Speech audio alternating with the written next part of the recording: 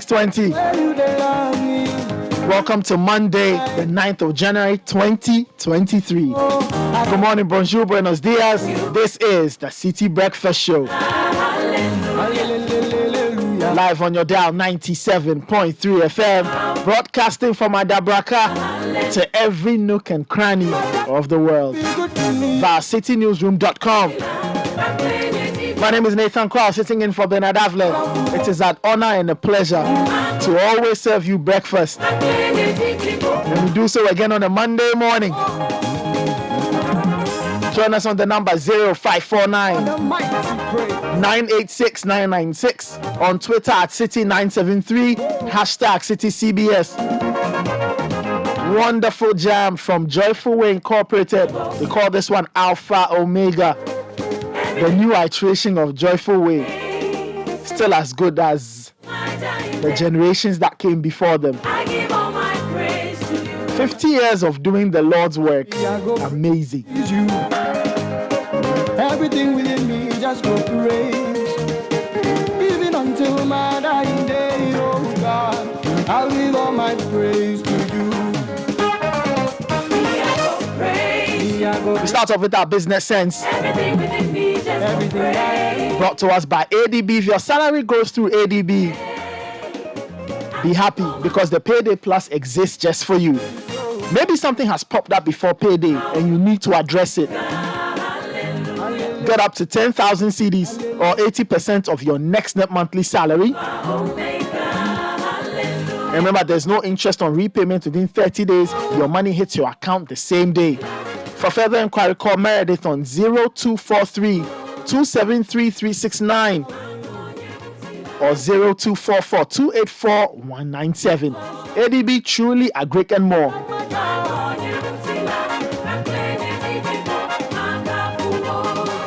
And our business sense this morning comes from William Arthur Ward, who says the mediocre teacher tells, the good teacher explains, the superior teacher demonstrates, the great teacher inspires.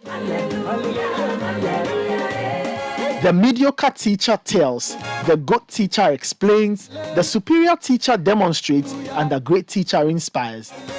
So as you start the week, ask yourself, what kind of teacher am I? If you are mediocre, all you do is tell people what to do. If you are a good teacher, you explain to them what you want them to do. If you are a superior teacher, you demonstrate. So you will illustrate what you want them to do. And then they can follow. Because demonstration is a great way of learning. Like the Chinese say, I see, I forget. Or I learn, I forget. And what I do, I remember. Something of that sort. But the great teacher inspires. Because at the base of everything, you can teach and direct and demonstrate and do all of that.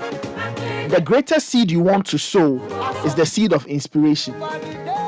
The seed that tells the student or the person below you or the person you are supervising that they've got potential in them, potential that can be tapped, potential that can lead them to great places.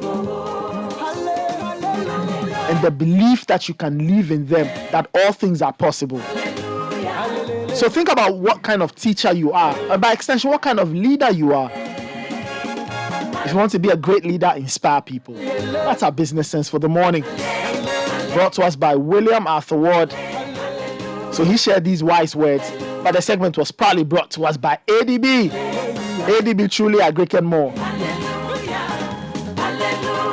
If you're enjoying the song, like I said, it's from Joyful Way Incorporated. It's from their new album.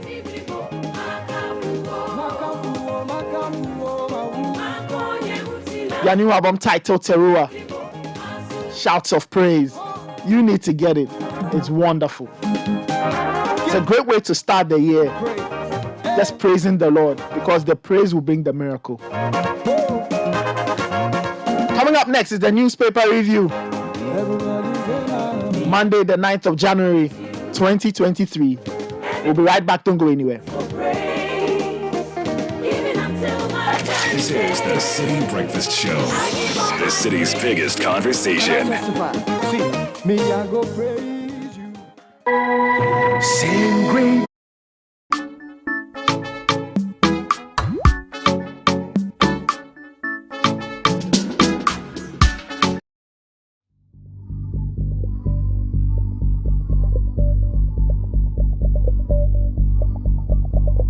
the worst case scenario we will see in the next 6 months if we don't stop this now?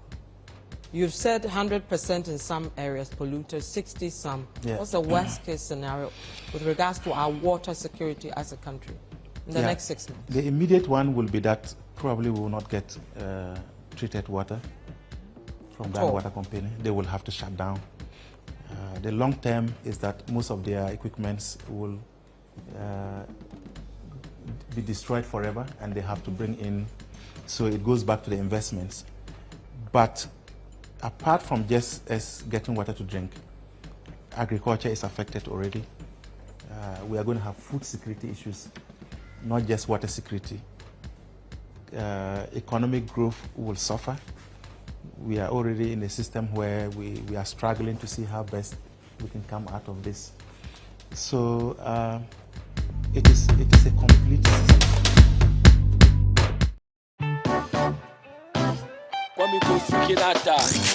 Unleashing the power of relevant radio. This is City 97.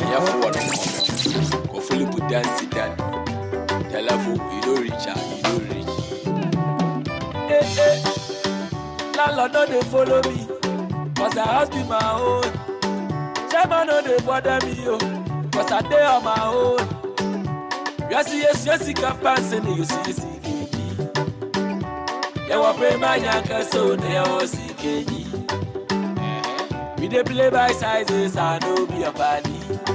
Yeah, it's a mellow ball in a hand to men shy ready.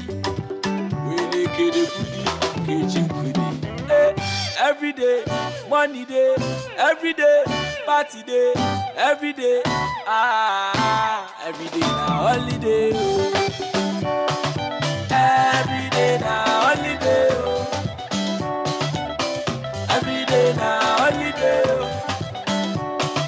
Every day na holiday. The City Breakfast Show.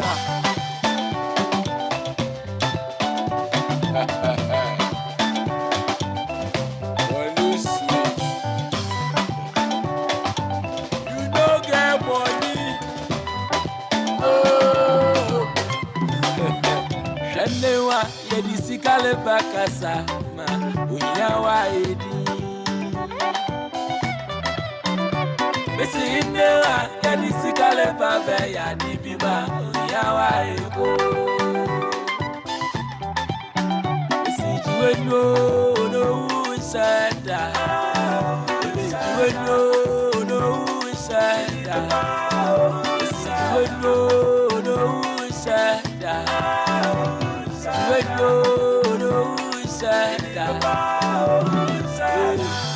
Double your son, a poor man, no girlfriend. Every day, money day, every day, party day, every day, every day na holiday. Every day na holiday. Every day na holiday. Every day na holiday. Every day na holiday.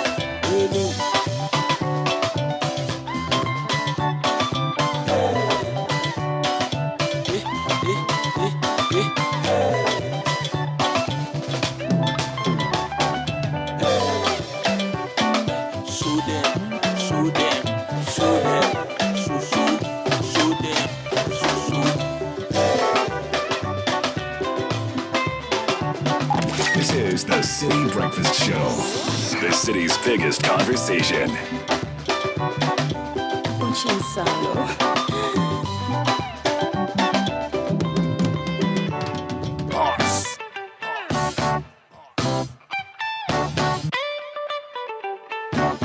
Move. Abedimpo. Kwame Kofi Kinata. Asa. We here for no come. Go Philip dance then. This is the City Breakfast Show. Landlord no dey follow me, cause the house be my own. Chairman no dey bother me, cause I dey on my own. Yes, campaign say you see. Yeah, what play by Yanka so they all see KG. We dey play by sizes, I know be a body. Yeah, it's a belly ball in a hand to man shy. We dey kid every day, money day, every day, party day, every day. Every day now holiday. Every day now holiday. Every day now holiday. 6:31. This is the Citi Breakfast Show. Coming up next is, the newspaper review, but the newspapers are not around. Hey, babe. After weeks of Christmas break, today they are. But it's a holiday. It's not a holiday. Huh? It's a holiday. So they shouldn't work. But you've come to work. They've decided it's a holiday. We're not going to print. What's your problem? But it's the economics of it too. I get you. Yeah, because majority of the times, it's the institutions of state and they will buy. Their offices aren't open today. So, Why print? Don't worry.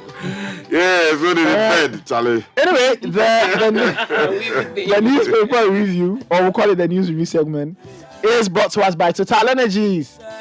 3-time winners of the Petroleum Company of the Year, given out by the CIMG. These days, they're in the CIMG's Hall of Fame for petroleum.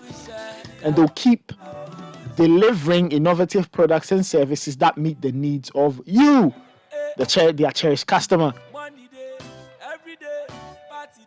So they are also hoping that you keep patronizing their services so the relationship grows and grows.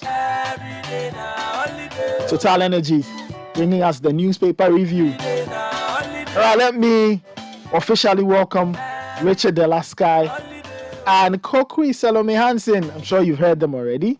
So good morning to everybody. Hello. We'll keep it mellow. Keep him. It's a holiday. Good morning. How are you doing, my guy? This guy, what voice is this? I know, right? That's your abbreviation voice. That's how you were speaking. Good morning. How's it going?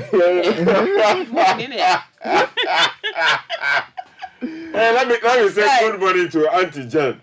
Yeah, you know Auntie Jen. Yeah. Yes. Charlie. It's like we deliver you like 10 different accents. Yeah. In just, 30 seconds. HR, Papa. Champion HR. Good morning to you, No, I don't want to greet them because.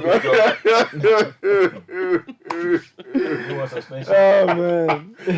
But how are we doing though? I hope you're fine. We're cool, man. We haven't seen you. We haven't seen you in a while. It's been a while. Well, we've been.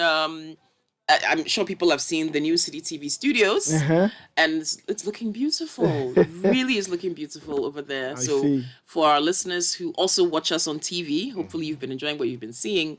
The new studio is up and running. Oh, I see. So that's why you've not been here. Well, I do double duty. So last week, we had the break. Listen, we had the break over Christmas. We came. No, but I have to explain and do some small promo for Citi TV as well. So yeah, we had our break. We had a little shift thing going on. We were off there for a bit. When I came back, I was on TV duty, so I had to go and do that. Yeah. So now you have given and then proper and comprehensive answer. But I also heard that you were shooting a video, Numia Nobel, at the presidency, Flagstaff House. Are you sure? That be the allegation for the what is happening? They say Milik or something. What is the name of Wait, what did you call it? Milik what? Milik or something. No, McMill. Meek what? Meek Mill. The person is Meek. His name is Meek Mill. Yes, Oh, so it's Big Milk. No, not Mill. Mill. As in Mills with a Mills without an S. Yes. Oh, I see. Mick Mill. Yes. Yeah, he's a musician. Okay, so I'm going to understand something because look, this is not exactly my area. But so how come he was able to shoot a video? Because I saw the thing. Yes, amongst as you are, what I know is that he did go to the presidency to say hi to the president. That we all saw. There were pictures to that effect. Okay. And then over the weekend, it emerged that apparently they shot a music video there. At the presidency. At the presidency. Unless, of course, they did their own mock-up place. That's a different one. I don't know. No. But the images we saw seem to depict the presidency. And again, if they created their own mock-up presidency, I'm very open to correction. You get it? So, look, if it turns out that really it is the presidency, then that is absolutely unacceptable. And you see, I don't know, people take things for granted in this country. Yes, it is the case that we want the people out there to come.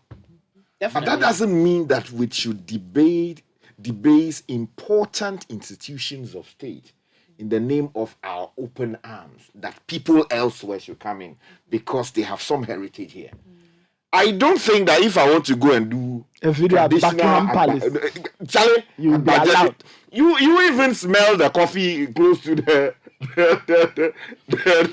maybe you know what? Maybe we should try. Maybe we should send a letter and say, okay, we'd like to shoot a video at the presidency and see if there's a procedure we can go through to do that. Look. To the best of my knowledge, it's supposed to be a security zone. Yes, it is.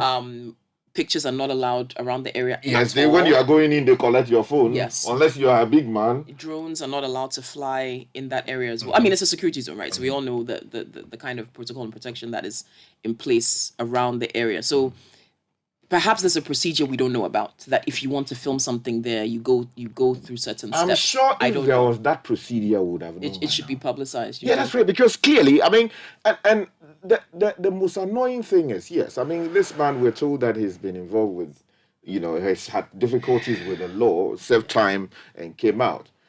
That is not to say that he's not yes, I mean, you sometimes go in and come out and you are reformed. Right. But this is not how you give him audience. I mean, to the extent that you throw the whole institution of the presidency, I mean, where it is hosted, and all these boys all over the place doing their own thing, it doesn't bring any dignity or respect to the institution. Look, I mean, things are bad enough.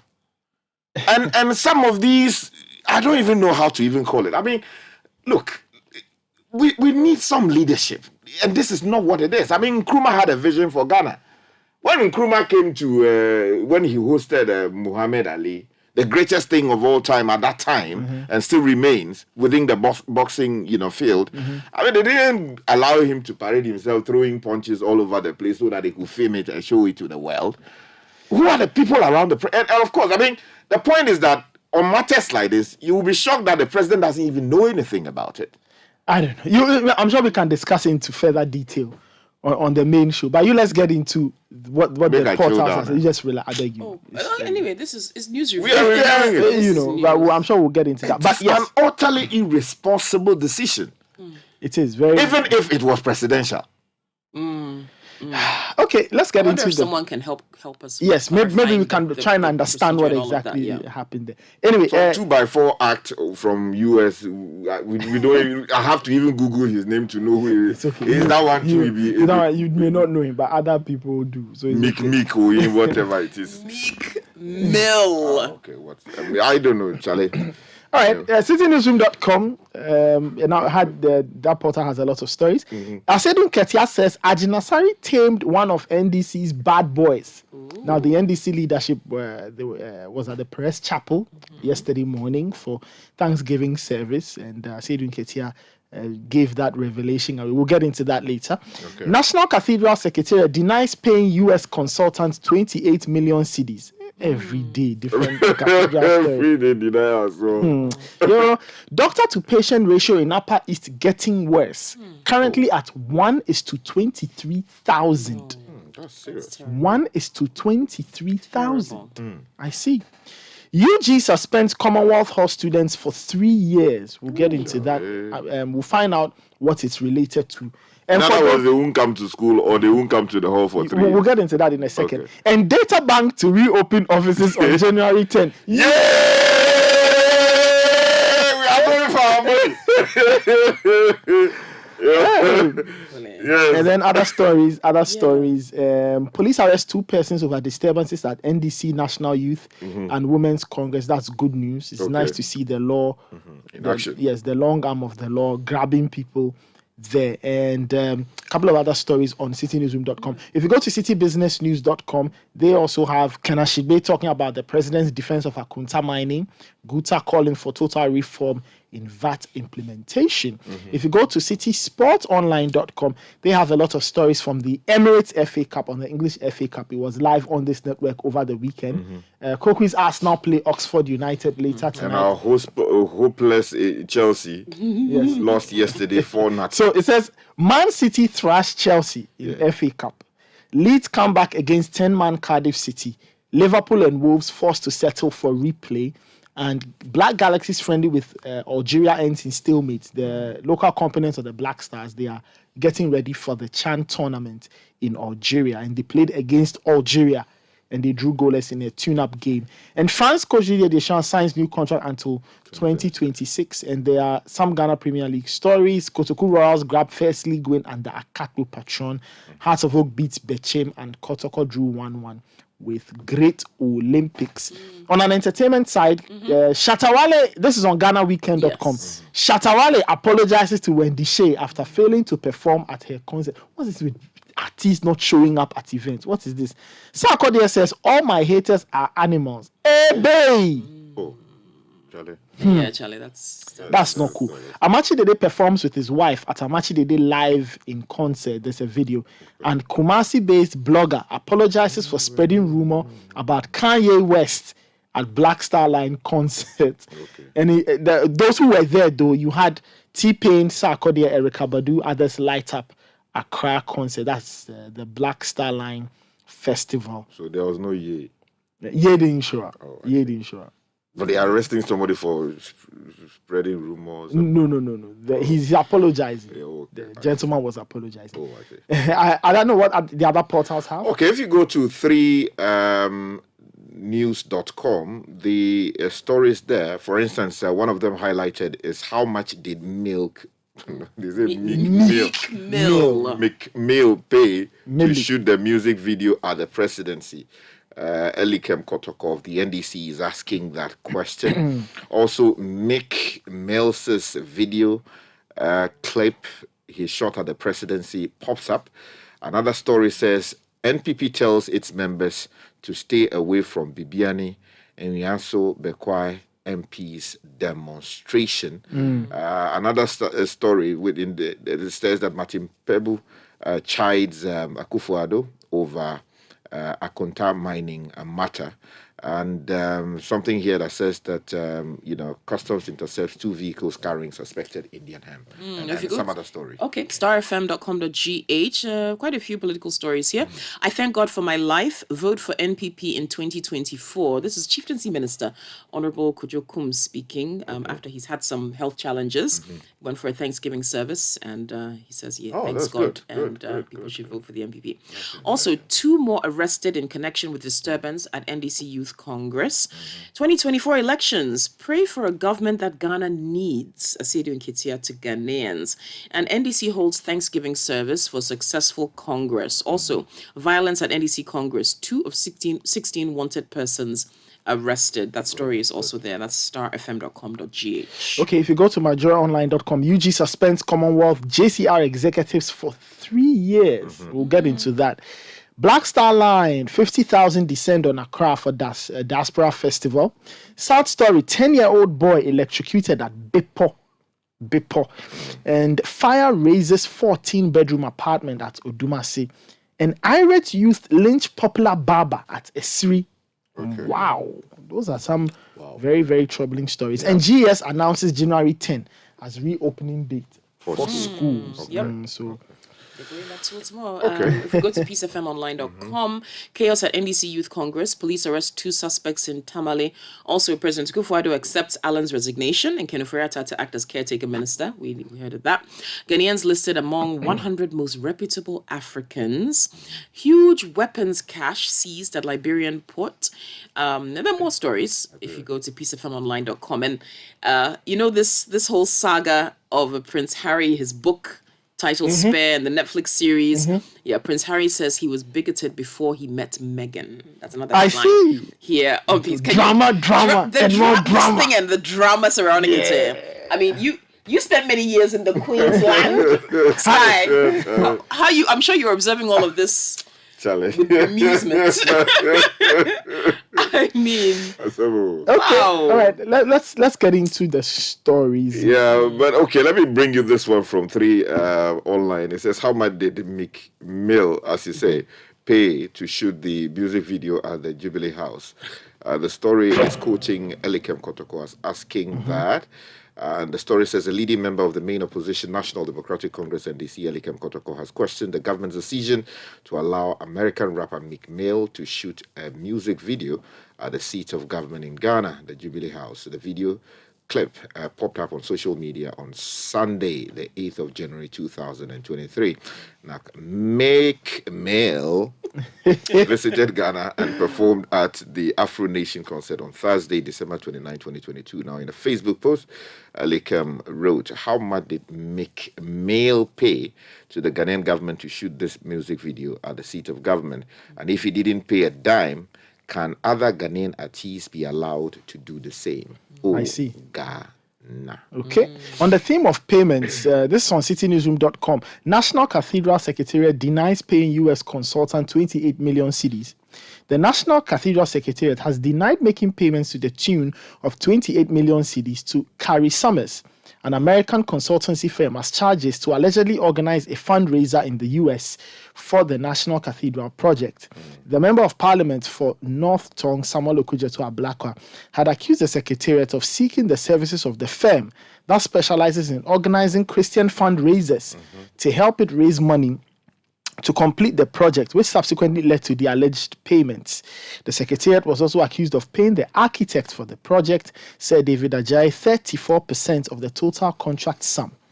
And there's a quote says, quote, the Akufo-Addo government and Cathedral Secretariat gave out a colossal 28.2 million cedis of taxpayer funds to Mr. Carrie Summers, an American consultant and CEO of the Nehemiah Group, who's raised less than 800,000 in 3 years. He posted, end quote, he posted on his Twitter handle, and the tweet has been embedded in the story. So for those who read, you see the tweet there. But the Secretariat, in a 6-point press release, denied all allegations. And the Secretariat says, quote, there's no contract for Carrie Summers, but rather the Nehemiah Group, of which Carrie Summers, the founding president of the Museum of the Bible in Washington, D.C., and one of the world's leading experts on religious theme parks, is the CEO. And this contract is set for is for a set of consultancy services, the most important being the coordination of work on the National Cathedral's Bible Museum of Africa and the Biblical Gardens of Africa. So it goes on and on and on, and all these responses are detailed on the City Newsroom. Some who are doing plenty consultancy services. But they don't have expertise. So, getting do like so that. they've sought the expertise of somebody who knows how to do fundraising. But they said they didn't pay Carrie Summers, though. They said they paid the Nehemiah Group. No, I understand of that. Which Carrie Summers is the CEO. He's the CEO, so he's not. Yeah. I mean, you know, it's corporate institution different from the individual and all of that. But I mean, I thought the law's work is normally done for free. Charlie, there's a whole business surrounding it. Oh, I see. That's a Times new have thing. changed, though. Oh, okay. I see. Okay. Well, still on citynewsroom.com, let's talk about this doctor-to-patient ratio in the Upper East. It's getting worse. Yeah. 1 doctor to 23,000 patients. That's so crazy. The doctor-to-patient ratio in the Upper East region is not getting any better.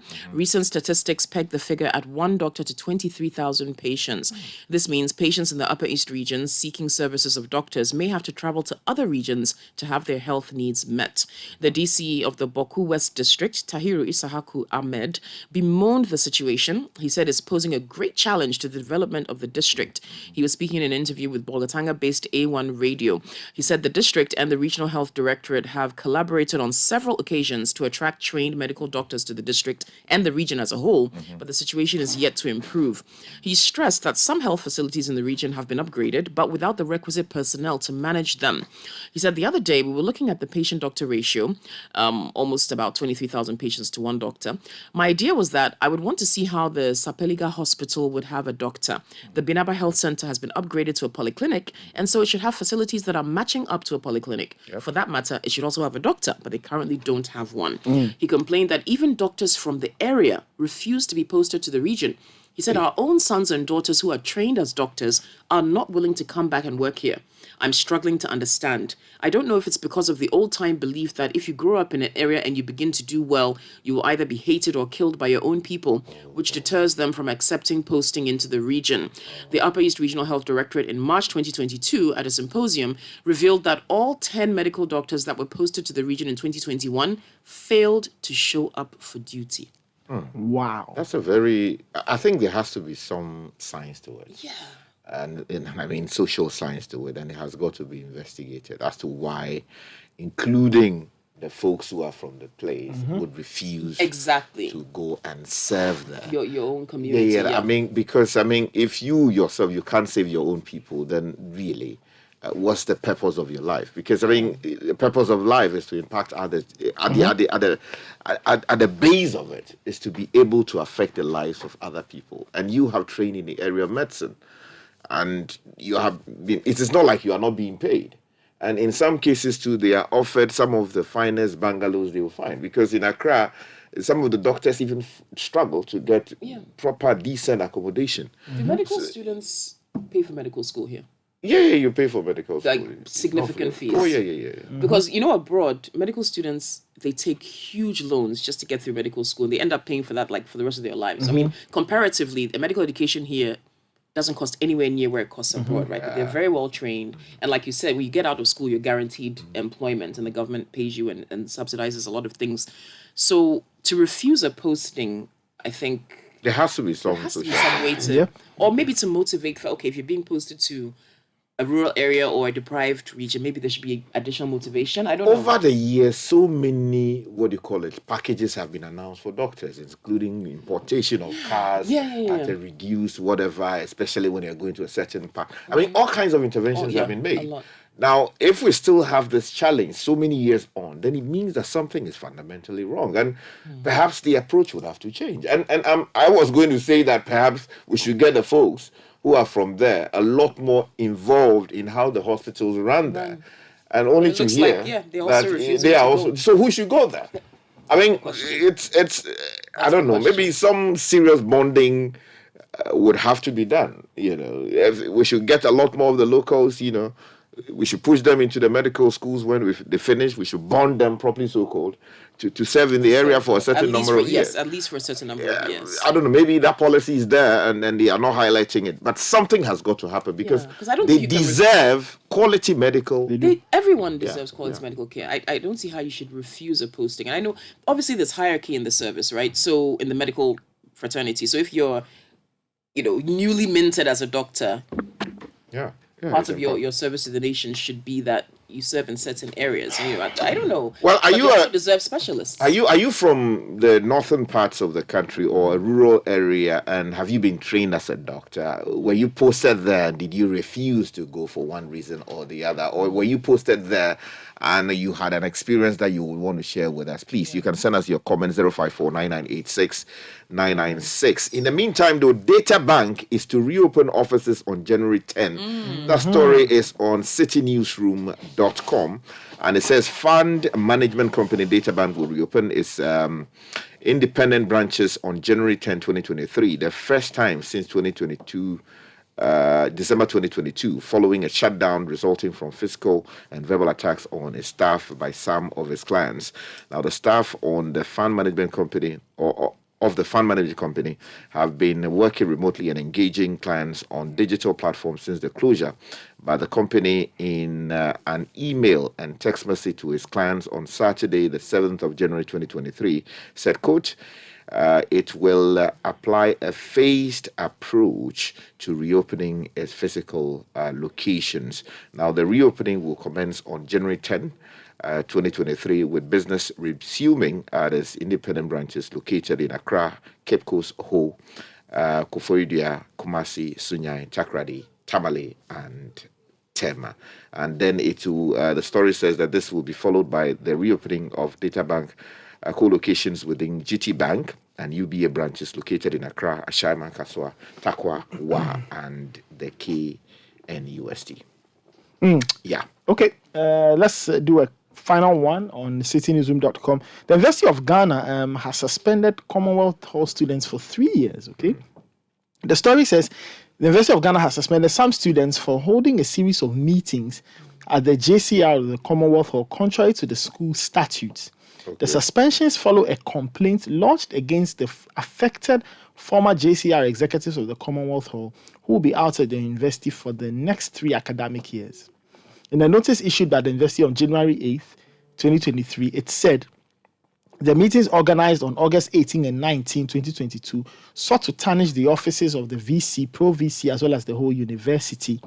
And is it the meeting that is the problem, or what they did at the meeting? I cannot tell, but the university has issued a notice saying that following a complaint lodged against the affected students, the disciplinary board for junior members conducted a hearing and established a case of misconduct, contrary to the university statutes. And so these students have been suspended. I don't know whether they are current students or whatever, but probably are current students. Yes, they say former executives, right? Yes. Yeah, so which means that they cannot go to school again, or which means that they cannot use the hall again. I don't know. We'll have to find out. But you speak to people on campus and people who are affiliated to the Commonwealth Hall. There's a lot of tension between the hall and they say the authorities want to. Yeah, they say the authorities want to.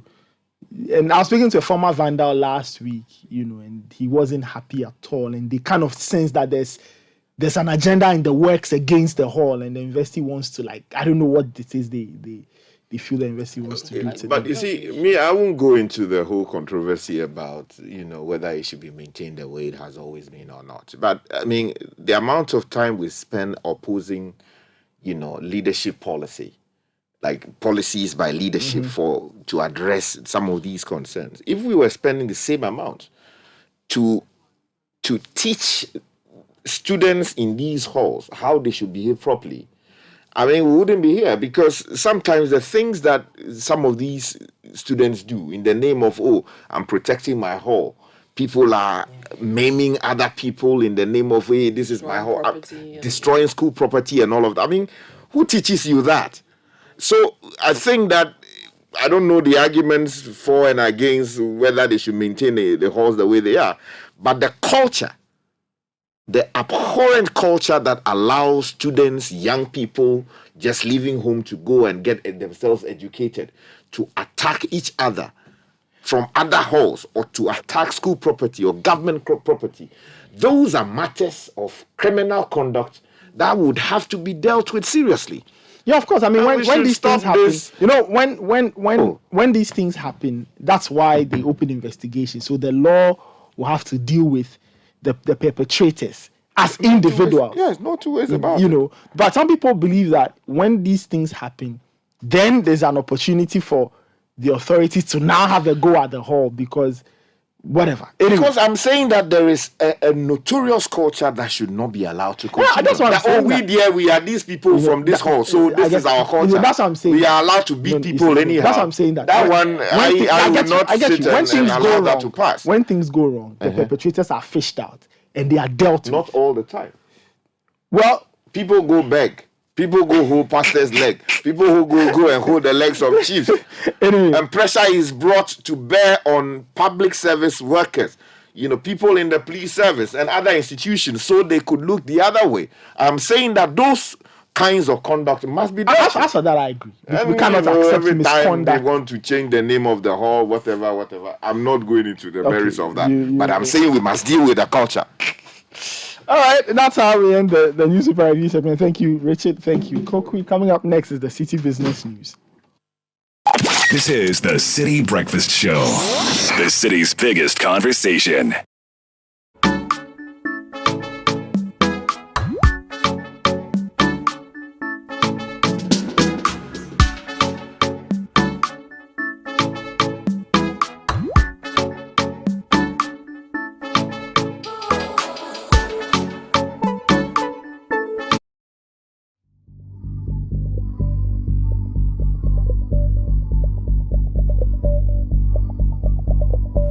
I think Galamsey is a mental problem.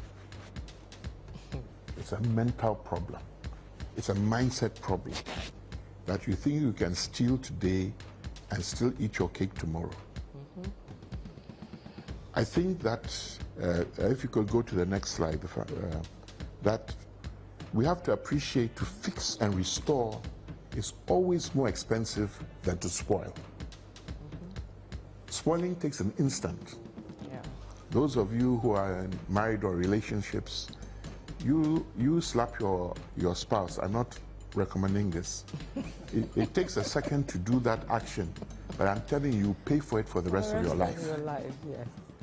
So it is better not to spoil it in the first place. My third point is that a full-time problem like Galamsey cannot be solved by part-time responses.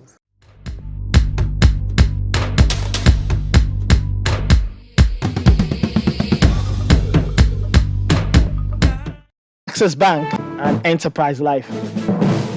Natalie Nete is here. She's got the latest from the world of business. Welcome to the breakfast edition of the Citi Business News, proudly brought to you by MTN, GOL, Enterprise Life, your advantage, Access Bank, more than banking, and powered by your most comprehensive business news website, citibusinessnews.com. Coming up, government urged to introduce more measures to minimize impact of the debt exchange program on the financial sector. An economist reiterates calls for government to introduce measures to turn the fortunes of the economy.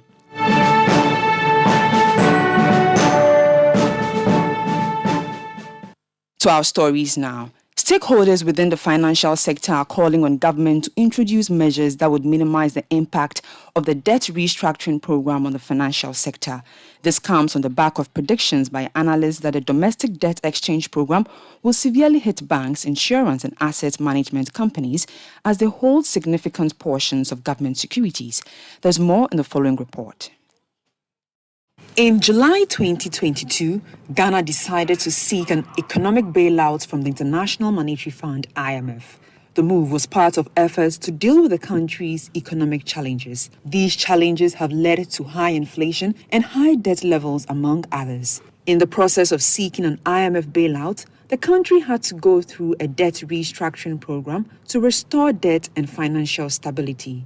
In all of this, one sector that will be affected is the banking or financial sector, because the program, to some extent, may affect the availability of bank credit and cost of borrowing for Ghanaian companies and households, with potential indirect distributional effects. Dr. Richmond Tuahene is an economist, and he's been throwing more light on the issue. Because the financial sector is well exposed in the government bonds, I'm told it's about 51.6%. And if it's calculated as done internationally, using the net present value, we use the net present value to calculate the bonds, not just straight cutting. The banks, the work I have done, they'll be losing about 40% losses for this year. And that will directly affect your capital, because when you make losses, it affects their capital and their reserves. So banks, as where I'm sitting, 2022 will have a big challenge.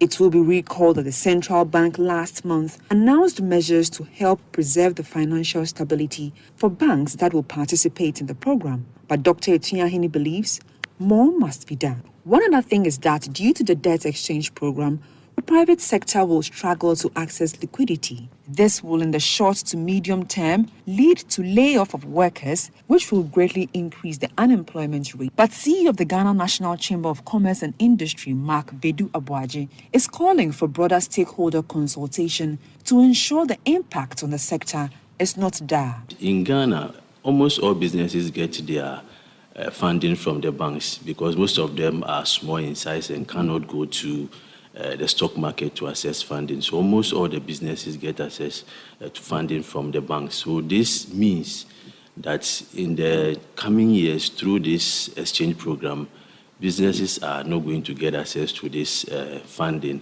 And it's going to affect the activities of businesses. It's going to slow down the economy as a whole. That was the CEO of the Ghana National Chamber of Commerce and Industry, Mark Bedu Abuaji, ending that report. Economist Professor Lord Mensah has reiterated calls for government to work assiduously to turn around the fortunes of the local economy. He maintains that government and its stakeholders must ensure a reduction in expenditure that places burden on the nation's balance sheet. Government in December reached a staff-level agreement with the IMF to help restore the economy as the country continues to battle its worst economic crisis.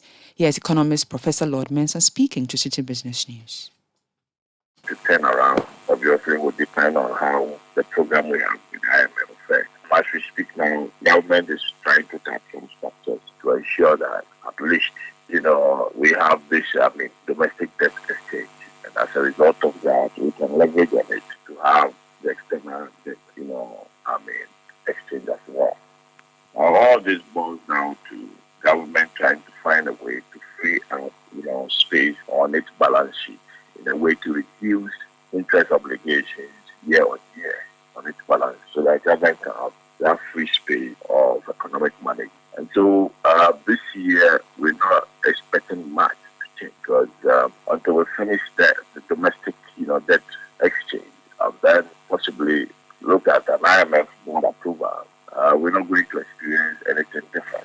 And then also, there seems to be a lesson learned. We realize that, the emphasis on growing our own within the economy is very, very important.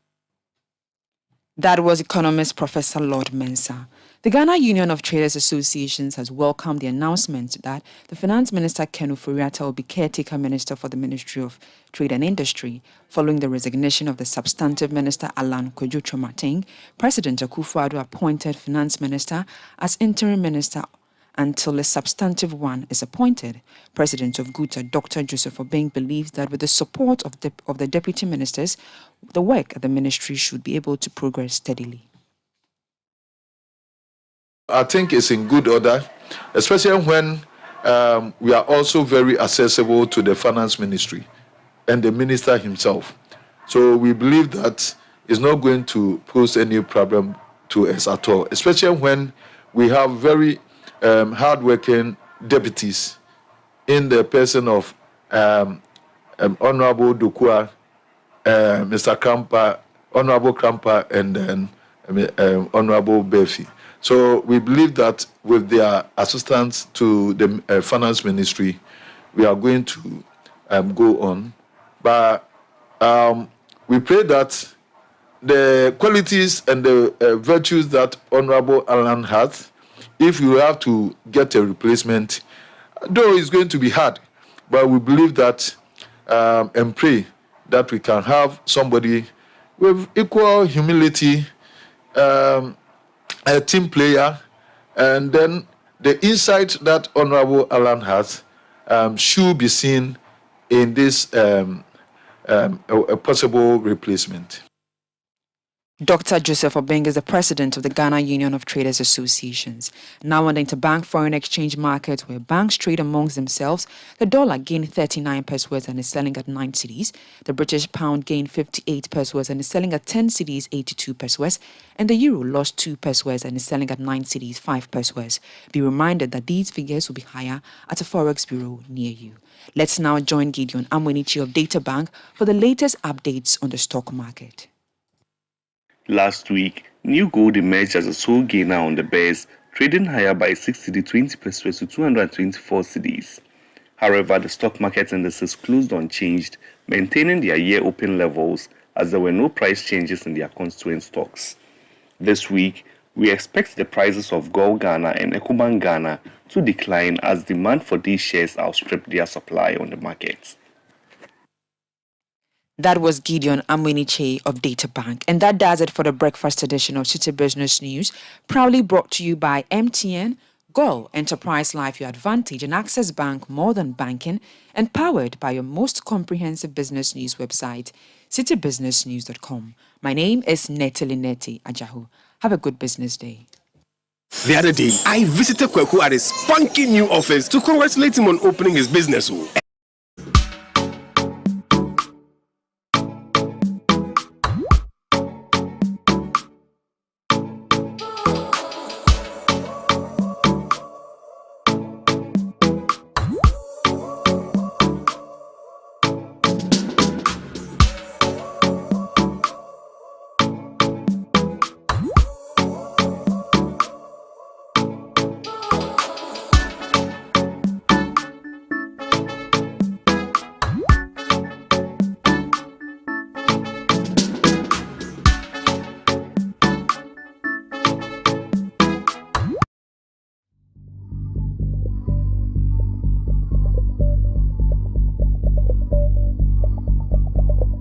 worst case scenario we will see in the next 6 months if we don't stop this now? You've said 100% in some areas polluted, 60 some. Yeah. What's the worst case scenario with regards to our water security as a country in the next 6 months? The immediate one will be that probably we will not get treated water from that water company. They will have to shut down. The long term is that most of their equipments will be destroyed forever and they have to bring in, so it goes back to the investments. But apart from just us getting water to drink, agriculture is affected already. We are going to have food security issues, not just water security. Economic growth will suffer. We are already in a system where we are struggling to see how best we can come out of this. So it is a complete system.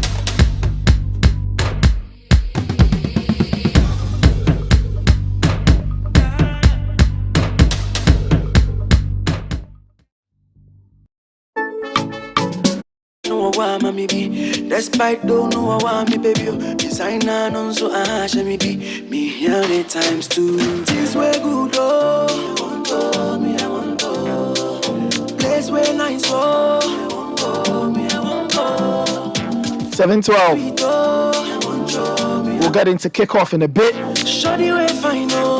But the City Business News was brought to us by Goyle, and Goyle is making things easy. They are now accepting mobile money for all fuel purchases when you go to buy fuel at their service stations. Visit their various social media handles on Facebook, Instagram, and on Twitter to find out more. Goyle, good energy. Goyle, yeah, DM. MTN also brought us the City Business News. And MTN is saying it's the season of surprises on MTN, and now you can keep talking, texting, and browsing. And guess what? Momo isn't left out. Use Momo for all your transactions and get amazing Christmas gifts. Of course, the Christmas is over, but still just stick and stay with MTN. Giving you all kinds of amazing surprises. Use mobile money for all your transactions and get amazing gifts. You also get 200 MB data, 30 minutes airtime when you receive 500 CDs or more from family and friends abroad. T's and C's apply. And the City Business News was brought to us also by Enterprise Life, Enterprise Your Advantage, and Access Bank. Access Bank, more than banking.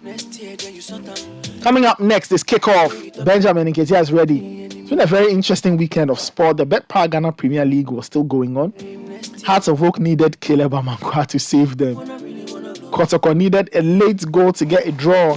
All kinds of other things happening. The Emirates FA Cup. Hey, Potter. Nah, it's not going well.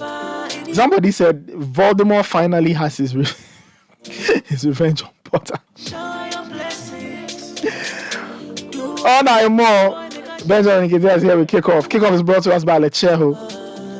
Have you updated your records with Lecheho? Do so, because the Ghana card is now the only accepted ID. And the Bank of Ghana is saying you need to update your records with your Ghana card. Send a WhatsApp message to 0574065958 or 0302208333. Lecheho, let's improve lives. Right, let's get into Kickoff on the Citi Breakfast Show.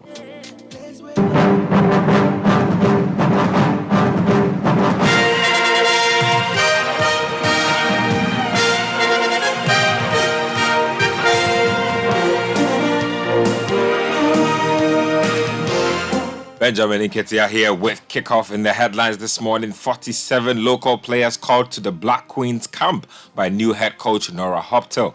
Manchester City thrashed Chelsea in the third round of the FA Cup, and in the NBA there were wins for the Thunder, the Cavs, and the Atlanta Hawks.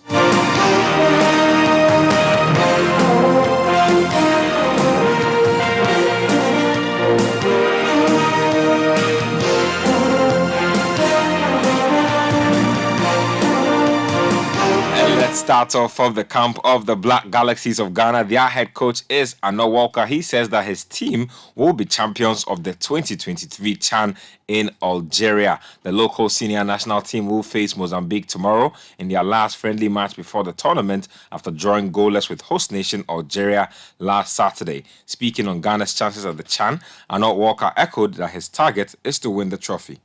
From what our head of delegation said, that we are here to win the tournament. Yes, we are here. We didn't come here to come and joke. We didn't come here to come and look how Algiers town is. We came for a purpose, and we came also to win the cup. I have young ones, most of young players and talented players who were doing good in their various teams in Ghana, and they have been assembled to play this tournament in Algiers.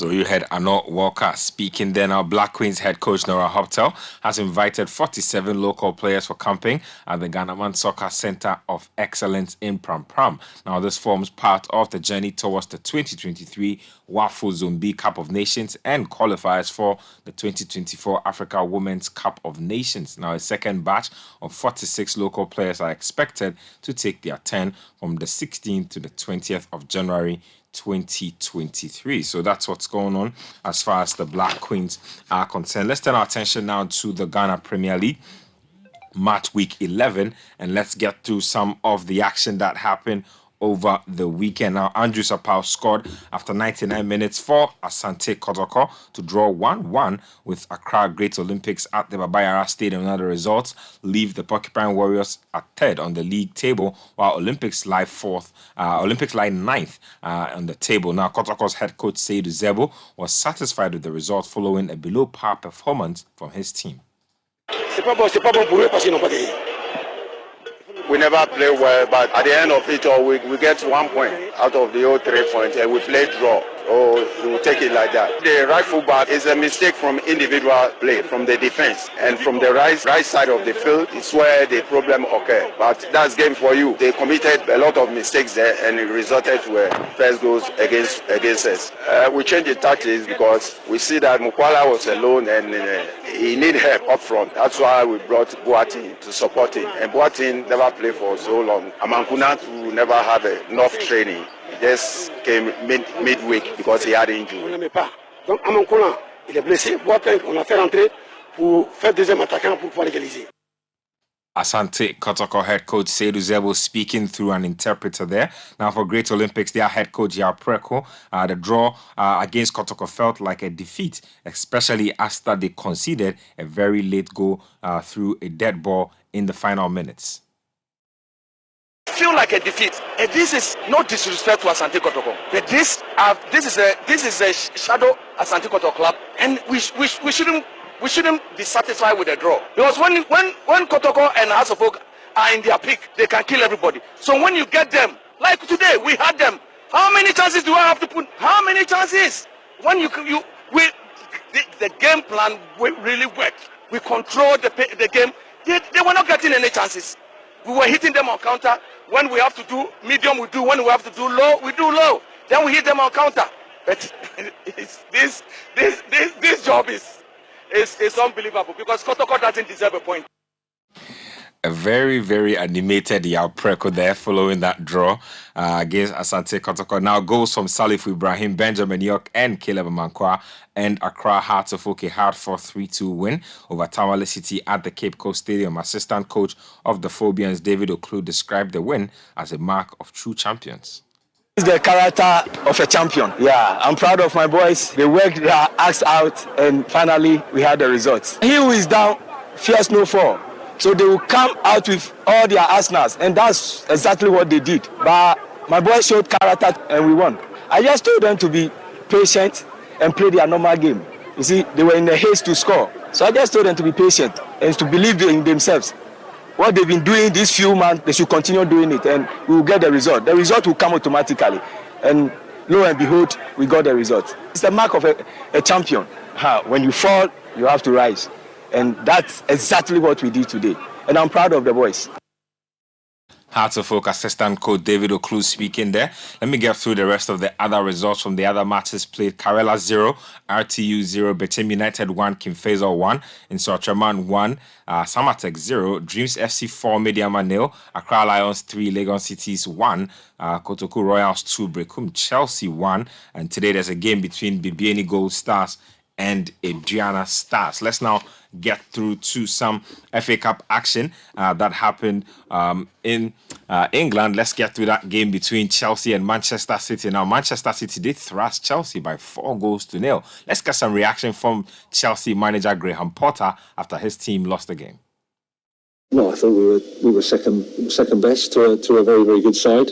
Obviously, we're not in a great moment ourselves, and even though it was a cagey sort of first 20 minutes, we couldn't attack the back line well enough. We couldn't attack as well as we'd like. I think Manchester City do really well in terms of stopping you do that. But at the same time, we struggled. It's a fantastic first goal in terms of a strike from a direct free kick and then a strange penalty, and then he caught in a position where it's 2-0. And you have to chase the ball against Manchester City and caught between trying to commit more men and not getting opened up. So the first half was painful and it was tough for us all. Second half we had to respond. I thought there were some positives there in terms of the young players. I thought they gave everything and showed their quality, but in the end we're disappointed because we've won out the competition. It's congratulations Man City, they deserve to win of course, and we're disappointed because we've won out. Chelsea head coach Graham Potter speaking down. Now, let's get to the full FA Cup draw. Preston will be up against Tottenham in the next round. There's Southampton versus Blackpool. Wrexham will take on Sheffield United. There's Ipswich taking on Burnley. Manchester United will be up against Reading. And there's Derby County versus West Ham. Stoke City versus Stevenage. Blackburn will take on either Forest Green or Birmingham City. There's also Sheffield Wednesday versus Fleetwood Town. Walsall versus Leicester City. Manchester City will be up against either Oxford United or Arsenal Football Club. There's Brighton versus either Liverpool or Wolves, and then there's also Fulham taking on Sunderland. So that's what the draw looks like as far as the FA Cup is concerned. To some other news, and former Belgium manager Roberto Martinez is on the brink of becoming the new head coach of Portugal's national team. Now, the Spaniard has been in talks to replace Fernando Santos, who stood down as manager after Portugal's quarter-final loss to Morocco at the World Cup. Martinez also left his role with Belgium following the team's group stage exit in Qatar. Now, the former Everton and Wigan boss was appointed in 2016 and was out of contract after the World Cup. Belgium, who claimed the third place in 2018, went into the tournament as the world's second-ranked team by FIFA. So it looks like Roberto Martinez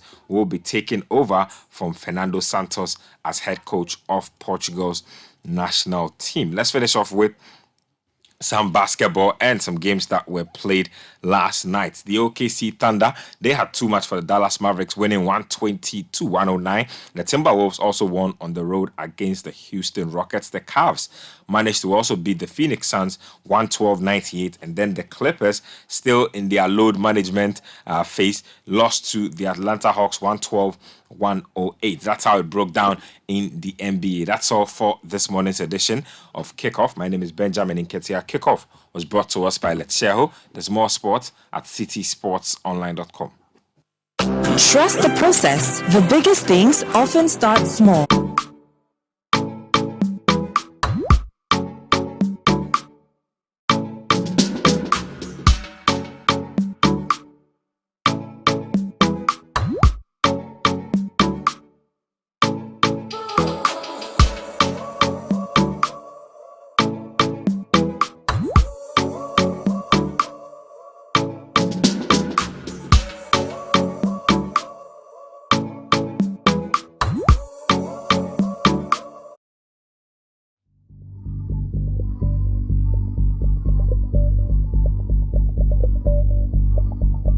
What is the worst case scenario we will see in the next 6 months if we don't stop this now? You've said 100% in some areas polluted, 60 some. Yeah. What's the worst case scenario with regards to our water security as a country in the next 6 months? The immediate one will be that probably we will not get treated water from that water company. They will have to shut down. The long term is that most of their equipments will be destroyed forever and they have to bring in, so it goes back to the investments. But apart from just us getting water to drink, agriculture is affected already. We are going to have food security issues, not just water security. Economic growth will suffer. We are already in a system where we are struggling to see how best we can come out of this. So it is a complete system.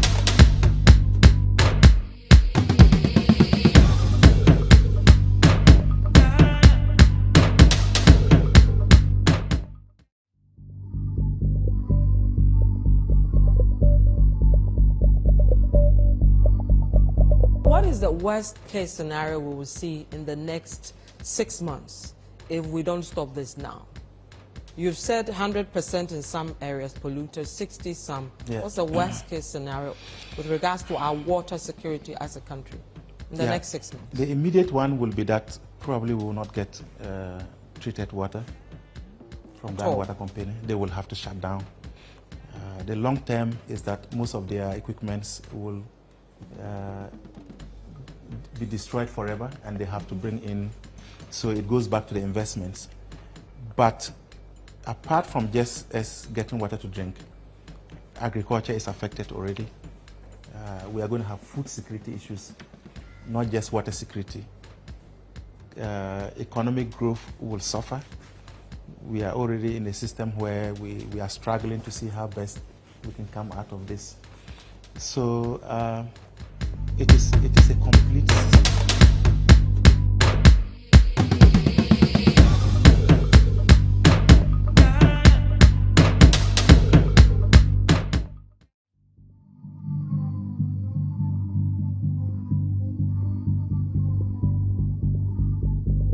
The cost of production has gone equally very high. My colleague from Ghana Water Company is talking of costs, but I will just use products for us to understand. Last year, we were using 200 bags of aluminium sulfate a day. This year, we are using 300 bags of aluminium sulfate. That is something at the Galamsey site. What it means is that Ghanaians on our own cannot protect our water bodies. And that is what has translated into the illegal mining, those who are mining in the rivers, because they do not see the need to protect that resource.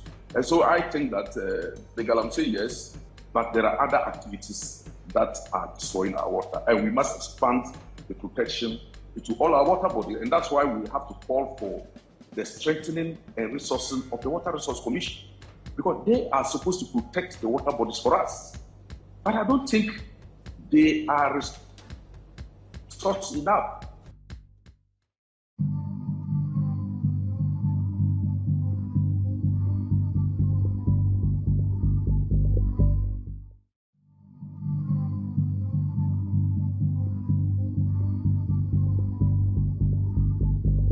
The cost of production has gone equally very high.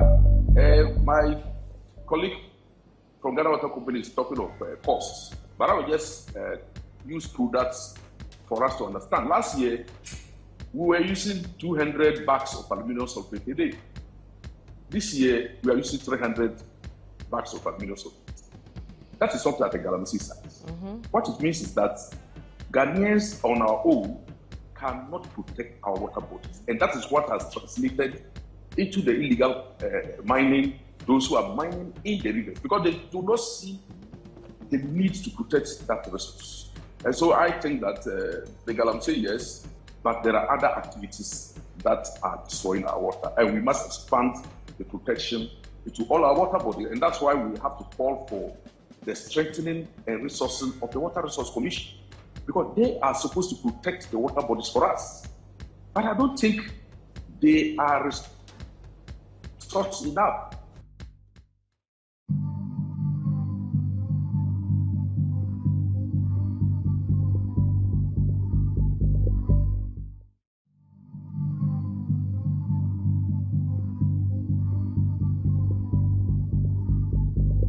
The cost of production has gone equally very high. My colleague from Ghana Water Company is talking of costs, but I will just use products for us to understand.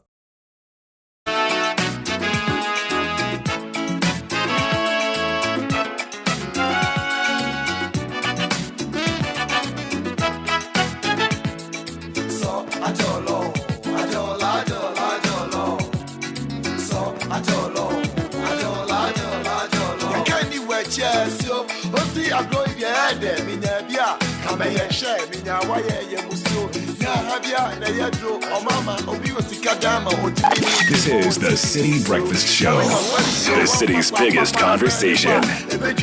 With the boss one sika kasa sika wotumi sika ya die ye so ped when ya bia to wasie kobo una na beye nya botre my Christ. Now I'm so face the world and say, but I all right. I'm on for the work at the Papa, why you nice? Near Bessie, and when you're yet, I show me a family so poor, Unya, and Kaya, as soon as as one first sticker, don't want and farm one, Tosika, Lord Kenya, where they go, senior, see, is up, Magnetica, Pipi, but me to me, they won't, and a current, or the see, come for fun. Menya sika pipi mami tu mi ne me wo dia ne kwari ode ne ho sika po fane ho pienye sika ma o trende wia senyi sika no trende kokoria binie seti ina nyepe sika tenye bia no sika po fane ho binie sika ye na sumano nia you don't get money, I don't see count. Boom, fano, so ajolo, so ajolo. Dinyesika, ma oshenge viano. Dinyesika, no trade kokoria. Binye, sasia ina nyepe. Sika dinyibia, no see count. Funny fine. Be yes, we can't have some fun. We don't get money, not to see come. Funny fine. Ama, what you say, dear Biason? Sika, but tell me a different. Which Nasia was so a pro. Sister, she was there, and also so. I did, woody wire, see a boat. A Mexican, so I was soon shower, see, I can get. Unleashing the power of relevant radio. This is Citi 97. It's a metro, co-pot. I tell you, baby, I hot. Go to the pala, what ya, and man, see it on. For the Abraham crab, I am who soon now confront. Sika, Quakim, or Branaya, Tete, or Denho, a month for say, Minyaka Mefrebi. So Shamu, I go to ya, or Momo, as a maid man, be for me, won't to tell me. Make a car, me one of many so, the show I want to mean you are Festica, Towon, and Fawo Quanto Sika, Lord Kenya, where me walk, senior, see, is up, Menyatica Dama, me to me name a word and a quarry, see, come for fun, Pienye Sika, ma oshende via, Senyi Sika, no trade kokoria, Binie, Sensi ina nyepe. Sika tenye no sika bon fano binie sika ye na sumano nia you don't get money no sika bon fano ya si enyebi as a picture me baby prepare sika lenyebi ya me kokoku in kwanonia onyami won bring up ya Campum funny way, so ajolo, funny way, so ajolo. 7:35. Still listening to the Citi Breakfast Show, Monday, the 9th of January, 2023.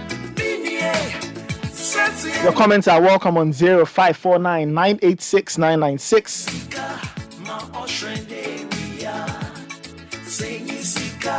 No trade kokoria binie seti ina nyepe sika tenye no sika bon fano binie sika ye na sumano nia you don't get money no sika bon fano so ajolo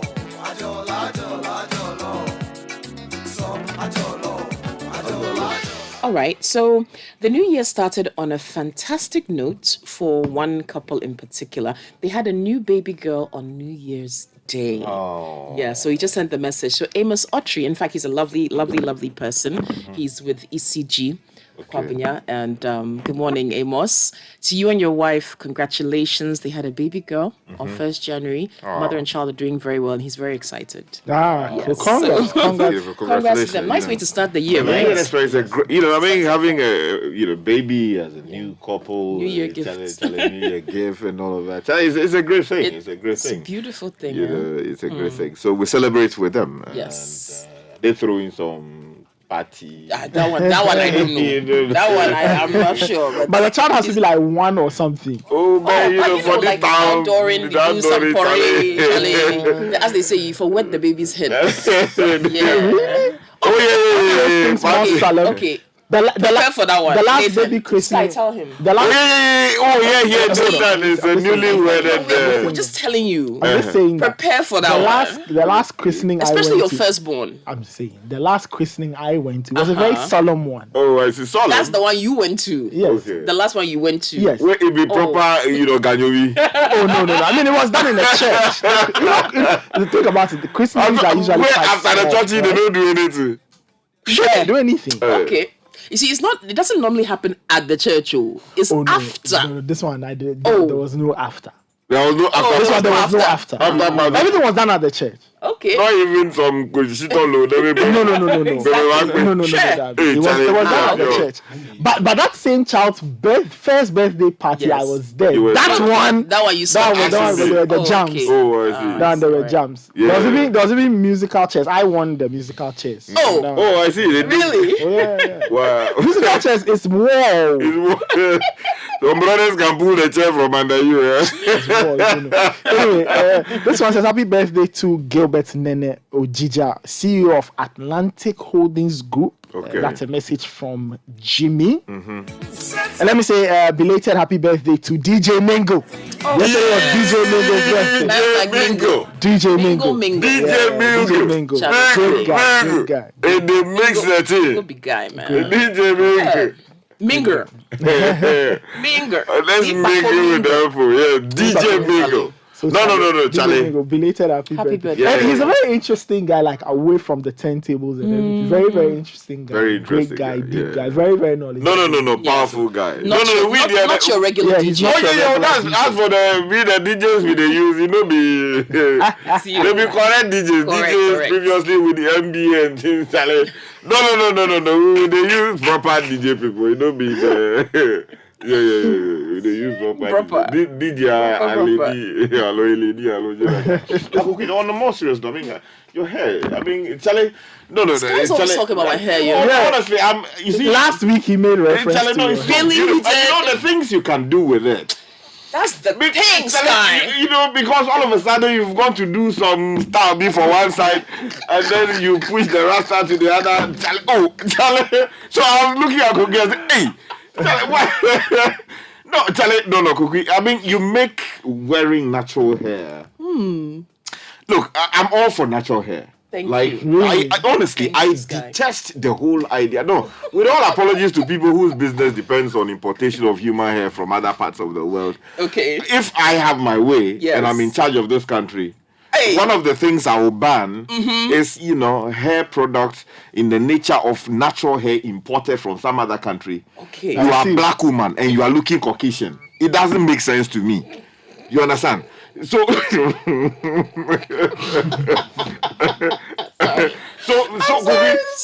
when you wear this thing, there's something, I don't know, it's so empowering. You look like a truly powerful, empowered woman. That's right. Delivering the goods for the good people of this country and the black, world. And that's the way to go. One of the reasons the dollar is misbehaving is because we import too much, where wig, whatever it is we import. I mean, and you see, let me ask a question. Yes. How are you able to keep it this way? Because the argument you always hear your relations make, your friends, colleagues make for wearing these long wigs, which they spend several thousands on, by the way, is that you can't find the time to be washing this thing all the time, or you can't manage. Imagine management of it is a problem, blah, blah, blah, blah. You and Nana Pioko are setting some pace. Tell me, how is that? How are you able to do it? Listen, for me, it's actually the best hair decision I've ever made. Wow. Yes, embracing my natural hair. I wouldn't go back for anything. I wouldn't. Yes. I mean, when I first started handling my natural hair, this was, years ago, and I wasn't used to, in secondary school, you have to cut your hair. And when I first got to secondary school, we were able to, for some terrible reason, right? And I always say that I think we can help a lot of women and young girls at that stage by allowing them to keep their natural hair and braid it. I mean, in its natural state, don't add extension, but let them do cornrows, which is what used to be the case. Like my mom's time in school, they could keep their hair. Maybe on weekends when you have your free time, you can, there are girls in the school. So it teaches you how to groom, how to keep your hair well groomed, how to handle it, how to detangle it, how to manage your natural hair, right? We've lost a bit of that. So what do? You cut your hair down. Girls cut their hair short. The first thing they want to do as soon as they leave school is perm it or get a weave or get a wig to have long hair. Okay, fine. Maybe that's the choice. But in appreciating natural hair, there's this kind of narrative that has persisted for a long time to say that it's uglier than having straight hair. It's harder to manage than just having straight hair when your hair is relaxed. And there are people who will say, yes, combing your natural hair is hard when you've got a lot of afro. But there's a method to it. And in this day and age, there are too many products. There are too many how-to videos on YouTube. There are too many people who are now trained, beauticians who have specialized in natural hair, that you can handle your hair properly such that it doesn't hurt when it's being combed. They know how to condition and detangle it well. You've got your coconut water mix in your spray bottle. That there's so many things out there, and I'm so happy every time I meet someone who's specializing in that natural hair care, natural hair products, because the times have changed, right? But I will say, Sky, there are more women who I think are embracing their natural hair. And more professional women, which for me is even a bigger win. Because it used to be the case that if you're in a certain profession and you have natural hair, it's a no-no. Oh no, your hair has to be a certain way. It has to be sleek. It has to be...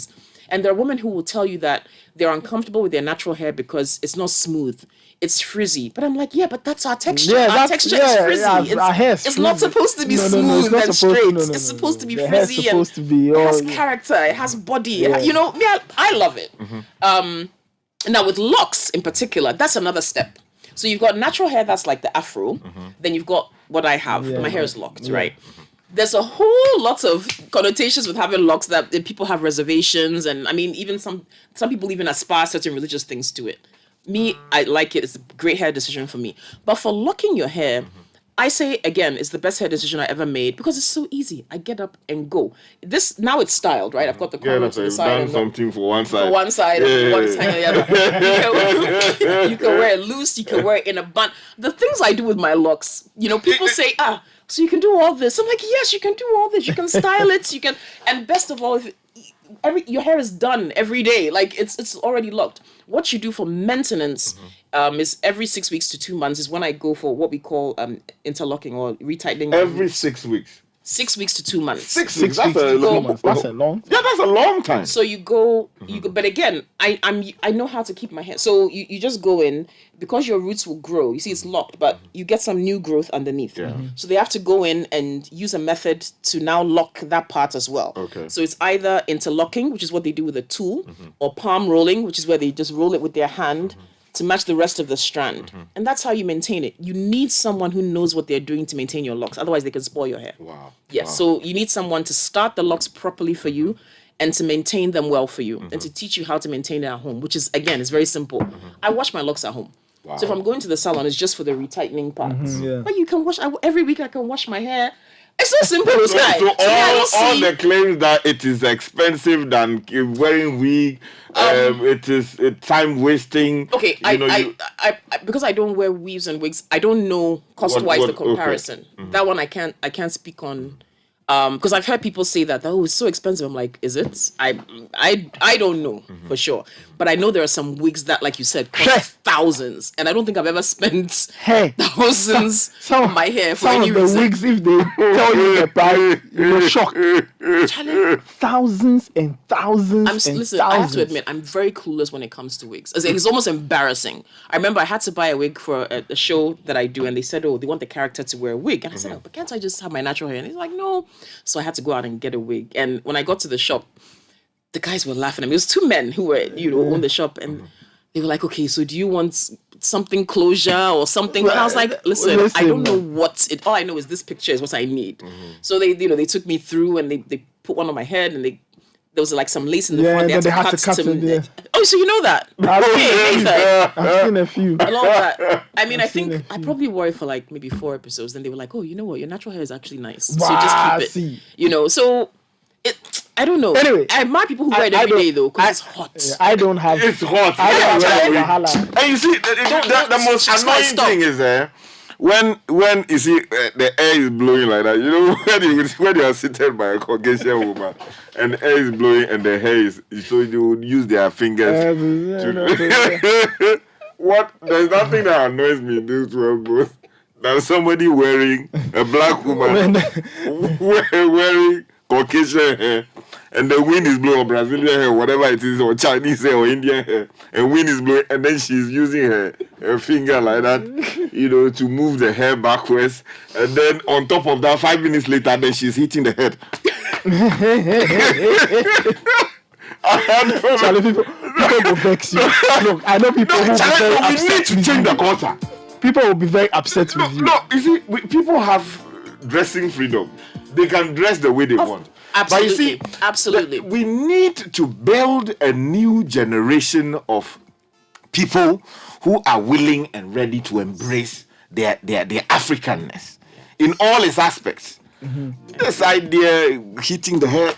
No, to be honest, on a lighter note, that's the part that freaks me. Like, it kills me. Really? Whenever I sometimes find it. So sometimes I just walk around and then you just watch the heat, and then they are smacking that. I go like, why? Why? That's like if it's itching. Yeah. Because you can't really scratch. So you go like that. Anyway, look, some people like it.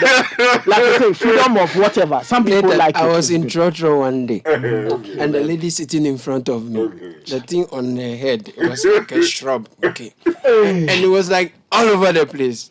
On top of that, the Nunu set. Oh, and inside the trotro is hot. Already is hot. Everyone is sweating. Yeah. And then her hair is blocking your view, like you can't see your future, right?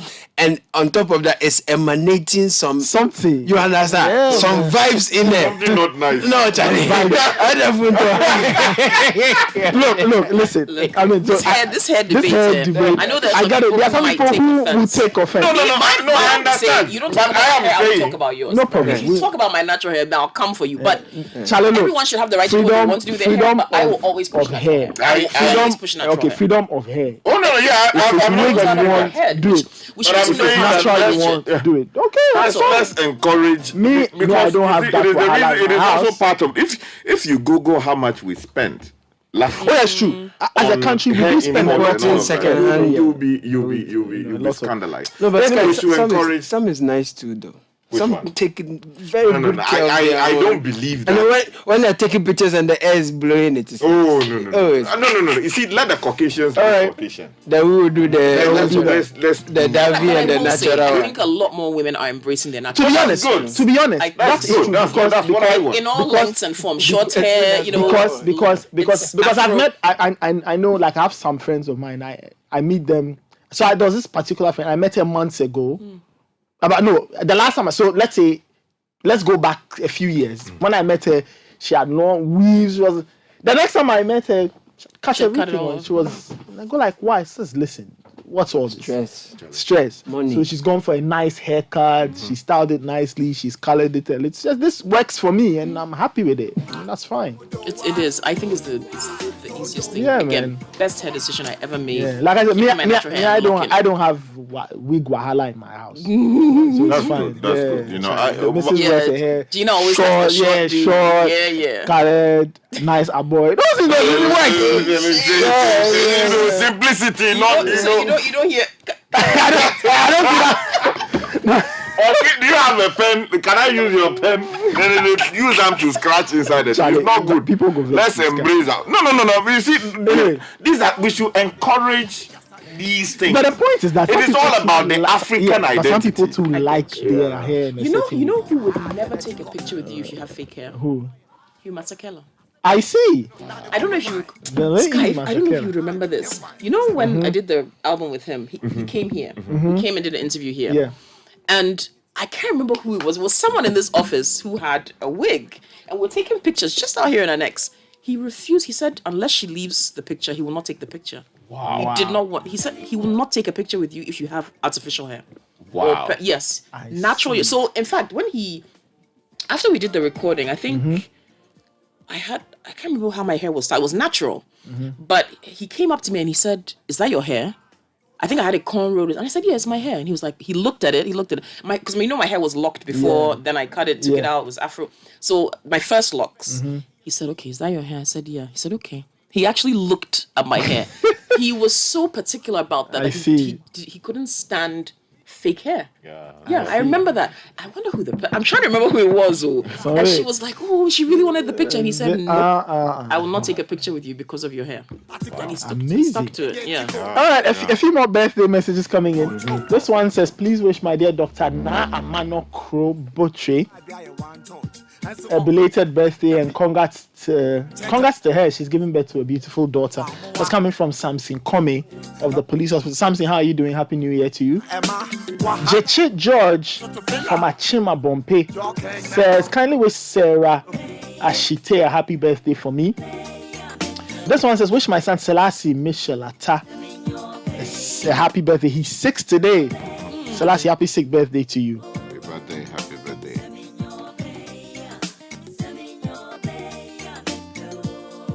Now, the average flight from Accra to Dakar, Senegal is over 3 hours. But why are you spending the whole day traveling between these two places? Simply because of long transit hours. Now, Kenya Airways has brought a solution. So every Monday and Wednesday, fly to and from, or fly in between these two places, from Accra to Dakar and vice versa. They'll give you superior service, comfort, and convenience of their new flights. Kenya Airways, the pride of Africa. Now, it's cool cash for you this season. January is long. Yes, there's pre-January, mid-January, pro-January, pro-max January, January max. But Zenith Bank has you covered. Be part of the Zenith Bank MasterCard More for More promo. Spend 1,000 cedis or more online or via POS and be rewarded with fuel coupon shopping vouchers and up to 20,000 cedis cash at the end of January 2023. Shop and pay using a Zenith MasterCard debit card and be rewarded with cool cash to shop again in the Zenith More for More promo. Promo ends on January 31, 2023. Zenith Bank, in your best interest. Promo is regulated by NLA on the Caritas Lottery platform. Now, it's the Imperial Insure and Win promo from now to the end of March this year. Insure your vehicle with the Imperial General Assurance and win handsome rewards, fuel coupons, gift vouchers, special souvenirs, and many, many more. Get in touch with them on 0302 788 955 or 0577 667 436 or talk to any of their agents nationwide for more details. Imperial General Assurance, solid protection.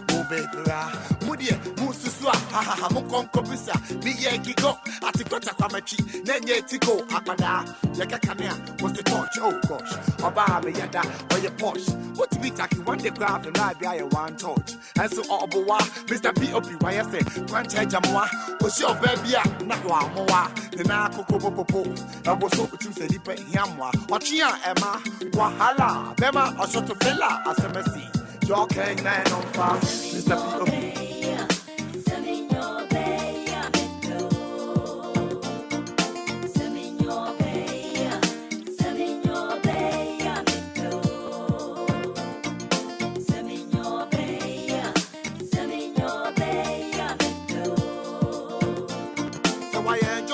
One of on your with the P.O.P.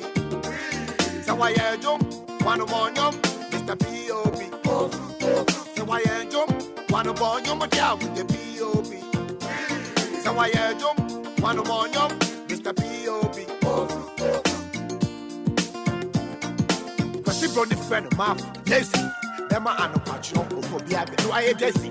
I didn't need to go home, I think he's going, he crazy. I take that man that is super oldie. I feel concept na old the shay. And so come on na oldie. Ubeti hey araba. And right here, me home papa. Say I'm a friend. And dada, no come back on the Mr. Oya Wild. Or by a few bit the jack man ya grow. Hey, me say me one flow. what the Quasiati Gassan and this what in the tent. Arabas or cock, took, Bele, what Jaja Homa Commander Cock, Emakatika, Genetico. Tiasumi and Quad, why? I said, Meso City Pino, now the common wine. 7:56. There's still the Citi Breakfast Show. Monday, the 9th of January. It's Constitution Day. So 7th January was the holiday itself, but it was over the weekend. 30 years since we got into this space of the 1992 Constitution. That's a big milestone. 1992. 30 years. Yeah. And then January 93, obviously. January 93. We got swearing in of President Rawlings. Yes, we did. It's very interesting when I mean 93. Think about it. 93 is what 30 years ago. I've been using this document, one of Sky's favorite documents, for 30 good years. You know, it's interesting how we got ultimately to this constitution. We've had, I mean, let me put it this way. Ghana previously was administered by chiefs, largely, before the arrival of the white man. And I'm talking about Ghana in the sense of the communities that became what today is known as Ghana, or became what was known as the Gold Coast. And they had their own ways of running their respective communities and chiefdoms and kingdoms, as it were.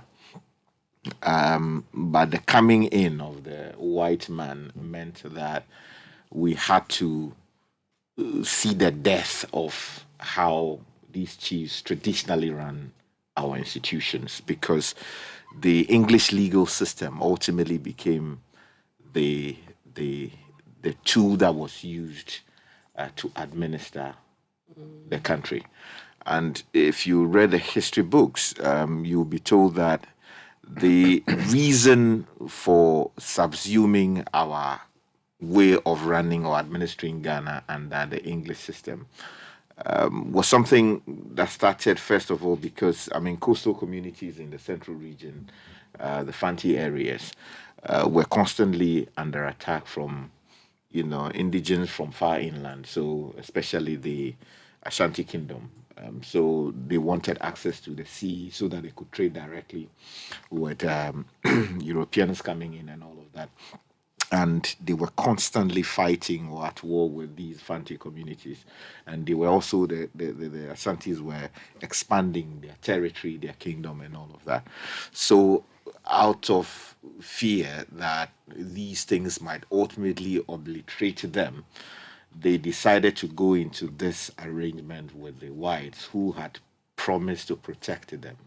You understand? So the whole bond of 1844 and all of that, sometimes if you don't understand the history of it, there's a whole history around it, how it became what it, because ultimately the idea was not that we were handing over our independence, but the arrangement was to have some protection from the queen or the monarch, as to guarantee their protection and safety. But by signing it, all kinds of things happened. And then ultimately we saw the rise of the English legal system, which meant that, our ways of administering justice and all of that were somehow limited because they were not entirely, repealed, because still, as we speak, we still have, chiefs administering justice in a sense, because these are not criminal matters. These are civil matters. Sometimes they get involved. They have little disputes with your in-law, blah, blah, blah. They can get involved and resolve it. And then Kwame Nkrumah came. There was a birth of the Constitution. But even that Constitution had its own problem, because too much power was granted to the president during his administration. A number of things happened to the Constitution, amendments that were made. Many critics slam it as, creating authoritarian constitutional regime. We also know about Rea Hoto, how people were arrested anyhow without proper due process, Parliament granting all kinds of insane powers to the institutions of state to arrest people anyhow without trial. And we saw changes that happened after Nkrumah was overthrown.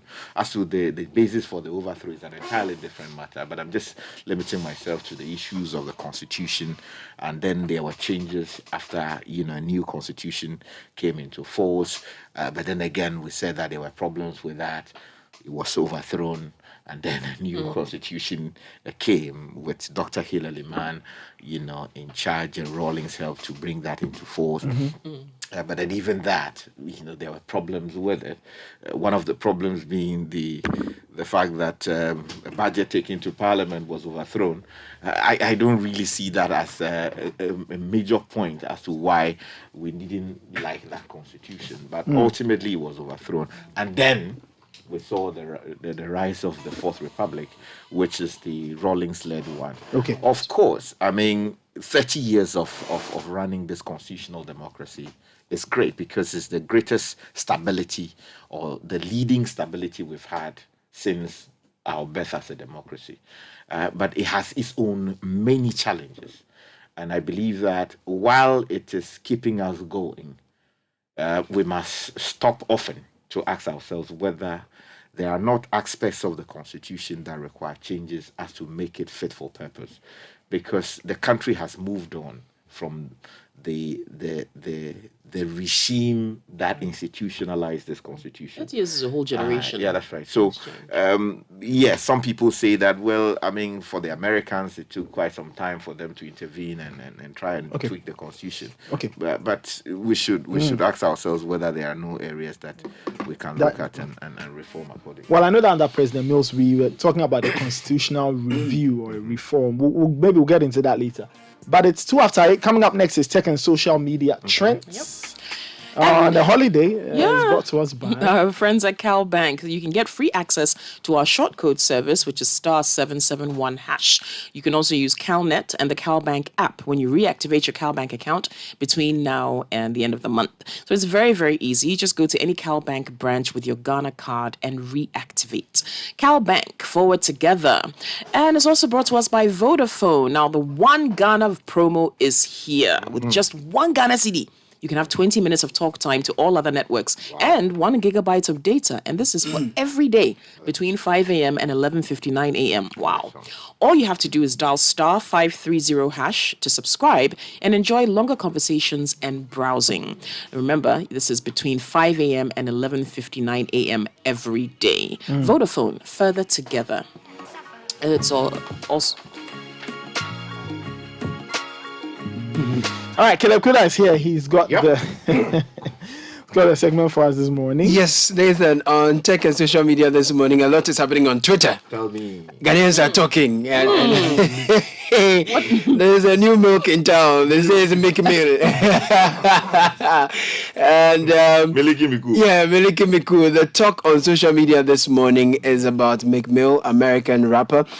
He went to visit the president recently. There was a concert in town where he was one of the artists who performed. His phone got missing. It was retrieved by the Ghana police. Now he goes to the Jubilee House, and there's a video that is out. The lyrics has some curse words, and people are upset that he was able to shoot the music video in the Jubilee House. With the curse words. Yeah, with the curse words. There were points that he was even in front of the pulpit. The fellow Ghanaians pulpit. The lectern. The lectern. The pulpit is for the church. It's for the EP church. So the lectern that has been... Where you stand to deliver lecture. Thank you. The one that is ferried around the country with the coat of arms on. Thank you. With the signal of authority of the nation. McMill was there in front of the lectern inside the Jubilee House, and he was saying and all kinds of things in the song, and people are shocked. People say that you can't desecrate the powerhouse like this. Even if you are trying to open up the country and all of that, different conversations. Some are saying, well, even White House, they shoot movies there. But and that's why how come Tyler Perry is trending, because then it's a replica. Yes. It's a replica built in Atlanta. So it's not the White House that they filmed those movies and you Long before that, they have always built replicas for the purpose. You don't just get up and walk into the White House and say, we want to shoot a movie, and so they should give you access. No. So at Ido_A is tweeting and saying Ghanaians living in Ghana aren't allowed to use the streets to the Flagstaff House to exercise their right to protest because of security reasons, but C-list American rappers have unfettered access and use the place as a backdrop for their music videos. Peak satirical comedy. He says, no, the quality of the video is, I don't know if they shot it with the Huawei phone or something, but it's not too clear. Sorry, I mean, sorry, I mean, with all apologies. Yeah, apologies. I meem, I'm not sure about the quality of the video. That's what I'm talking about. Tete Jem Bismarck says, the seat of the president, Flagstaff House, and presidential lectern being used by McMill to shoot a music video. He asked. Now McMill, and people are saying some of the things that he said in the video, like I said, some of the swear words, curse words, and all of that. But others say, oh, it's beautiful. We are opening up our country to foreigners. We are welcoming people. We are making them feel comfortable when they come here. So for them, it's a beauty, and it exposes to the world how welcoming we are. Really? And so social media is divided over this. So Jubilee House is trending, Mahama is trending, White House is trending, Flagstaff House is trending, Ghana is in the trends, McMill is in the trends as well. These are some of the stuff making rounds on social media. If you log on to Twitter this morning, it's all about the controversial music video that is out there this morning. All right, that's the segment for the morning, brought to us by Carbank and Vodafone. We'll be right back. Don't go anywhere. I'm grateful. Massa, make you go. You need to go to the bank first before we go and pay for the things. Time no day like that too. Relax. Everything there in my hand. Massa.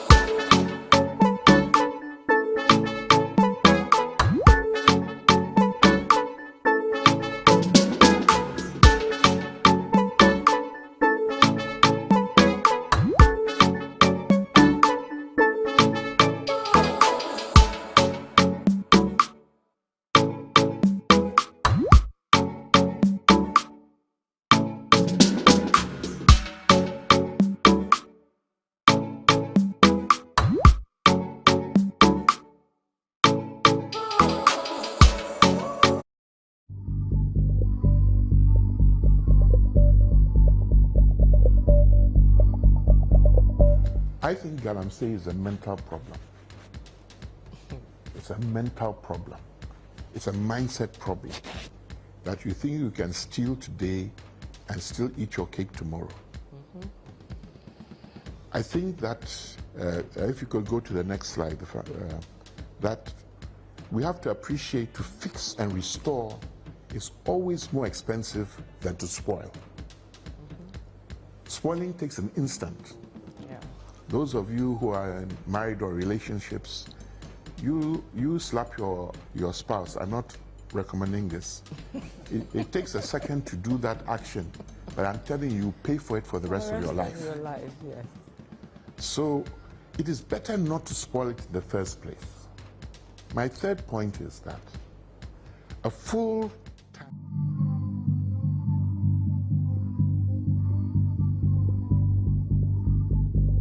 the cost of production has gone equally very high.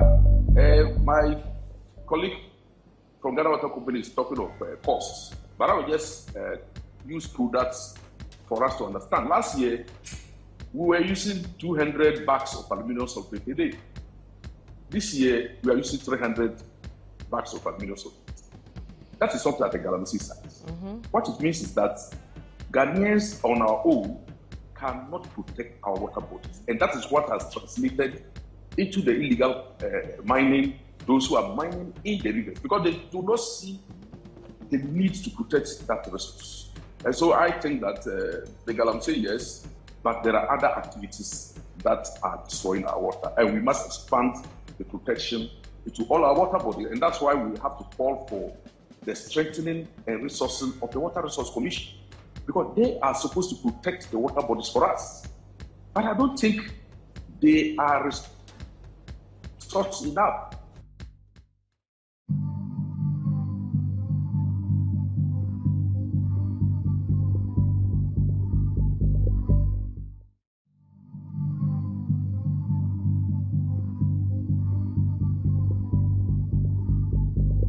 The cost of production has gone equally very high.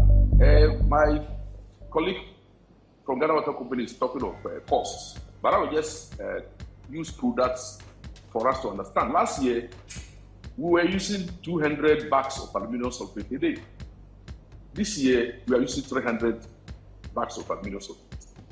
That is something at the Galamsey site. What it means is that Ghanaians on our own cannot protect our water bodies. And that is what has translated into the illegal mining, those who are mining in the rivers, because they do not see the need to protect that resource. And so I think that the Galamsey, yes, but there are other activities that are destroying our water. And we must expand the protection into all our water bodies. And that's why we have to call for the strengthening and resourcing of the Water Resource Commission, because they are supposed to protect the water bodies for us. But I don't think they are resourced enough.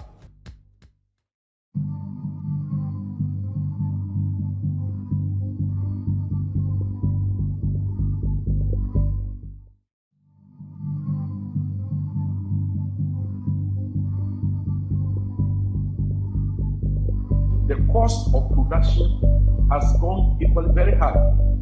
My colleague from Ghana Water Company is talking of costs, but I will just use products for us to understand. Last year, we were using 200 bags of aluminum sulfate a day.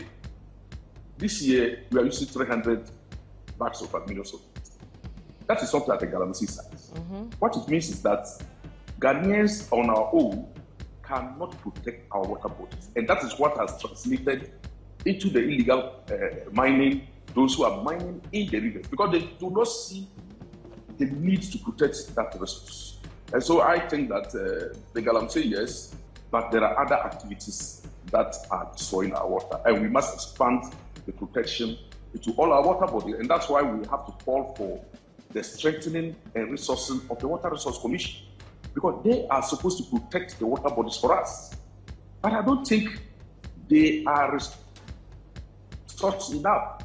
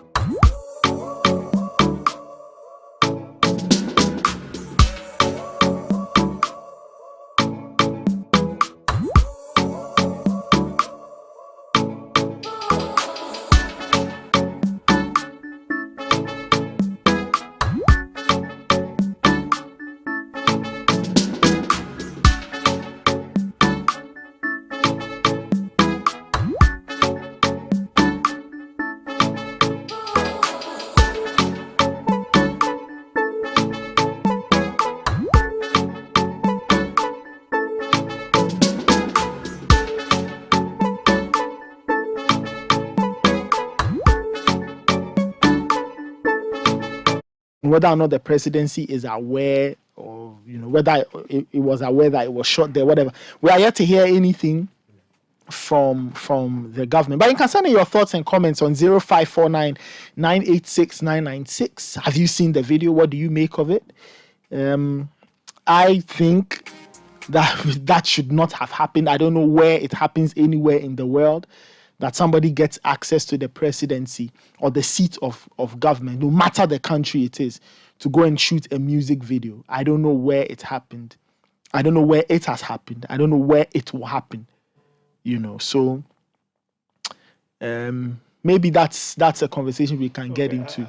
But before we get into that, Koki has a few announcements to share with us. I do. So this year's Enterprise Motor Insurance promo, dear, different. Okay, simply buy or renew your motor insurance with Enterprise and win instant gifts such as fuel coupons, branded gift items, and you can qualify for the monthly raffle draws with amazing rewards. You can also buy your motor insurance from Enterprise and you stand the chance of winning an iPhone 14 or a washing machine or a high pressure car washer. I want all of that. Or a vacuum cleaner, an auto tire inflator, and in the final month, a premium crotch rocket motorbike. Hey, crotch rocket.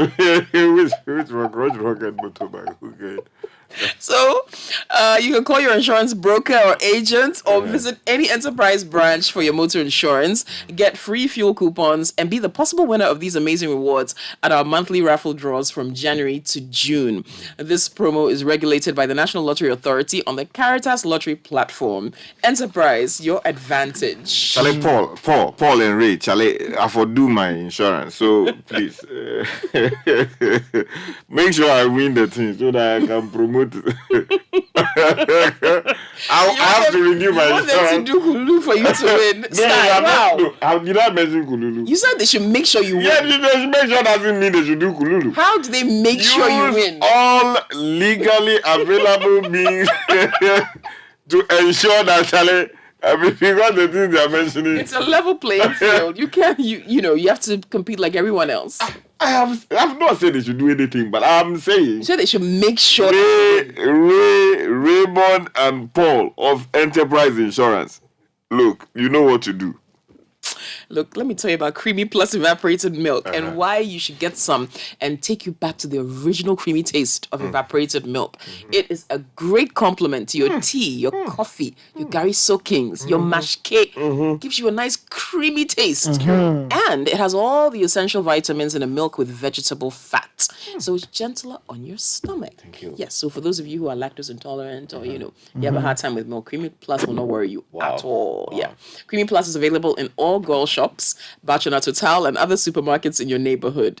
You can call Les Fam Distributors. They're at Medina Ridge Junction. Call 0501 682 522. Or Grace Has Found Us. They are at Akuko Photo in Dansoman. You can call them on 0245 162 747. So if you want bulk purchases, that's Les Fam or Grace Has Found Us. All right. Enjoy some. You know, what do you call it? Kinky. What the one? Mashki. Yeah. You know, Mashki. I don't like the one you put the milk on it into the thing after the whole. Oh, okay. The one you blend. No, you blend the mini the creamy plus. You blend it together with the kinky and things. You add the milk and you blend it. So you make like a smoothie. Ah, my God. Like a kiss smoothie. It's serious matter. You know, when the kinky people, when they finish the kinky, yes, there's this water that calls it. What do you say? Otinshinu. When you leave it overnight and it ferments small and you put it inside the fridge, yes, and you blend it together with Creamy Plus. Hey, Charlie, it's like that's a recipe Sky has given us. I'm telling you. Refrigerate the otinshinu. No, wait. You should leave it to ferment overnight. Overnight. Yeah, before you put it in the fridge so that it can become cold. Oh. Otherwise, you may have to use some ice cubes to whip it. And when you are whipping it, just make sure that you are whipping it together with the Creamy Plus and get some peanuts on the side. Charlie, it's like heaven on earth.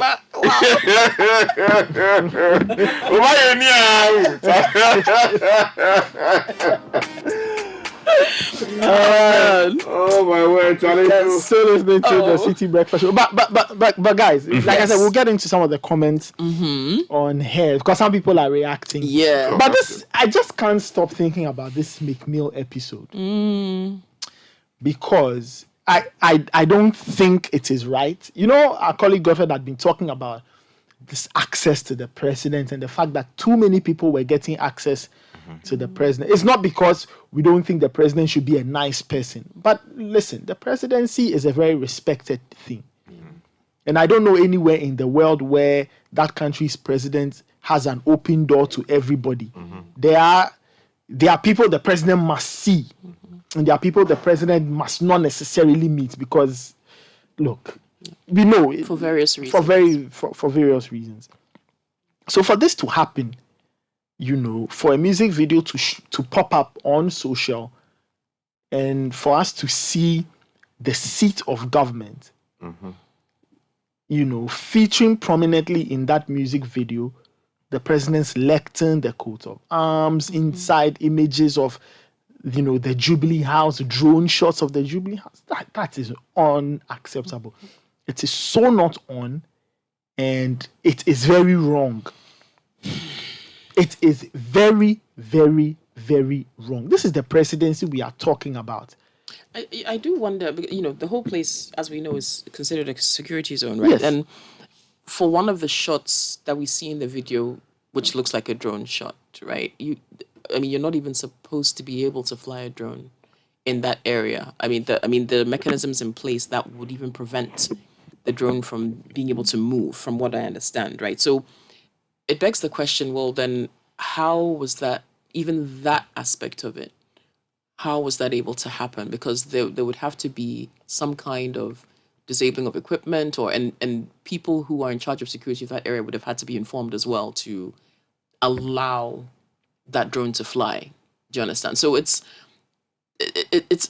not that easy for someone to just even walk outside the gate of Jubilee House and start flying a drone or take pictures or anything. So there really must have been a coordinated response or, you know, something to say, okay, for this period of time that this gentleman is doing this, stand down. Or I wonder.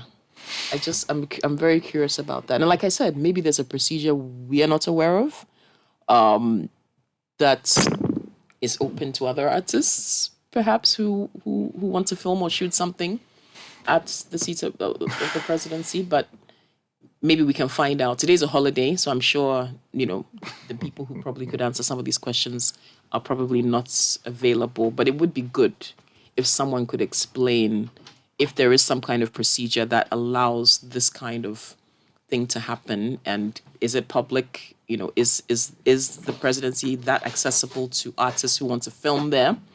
And if this was a unique exception, what made it exceptional, such that provision was made for McMill to do that and his entourage? Okay, so thank you for those questions and your own submission on the matter. But let me take it from this angle.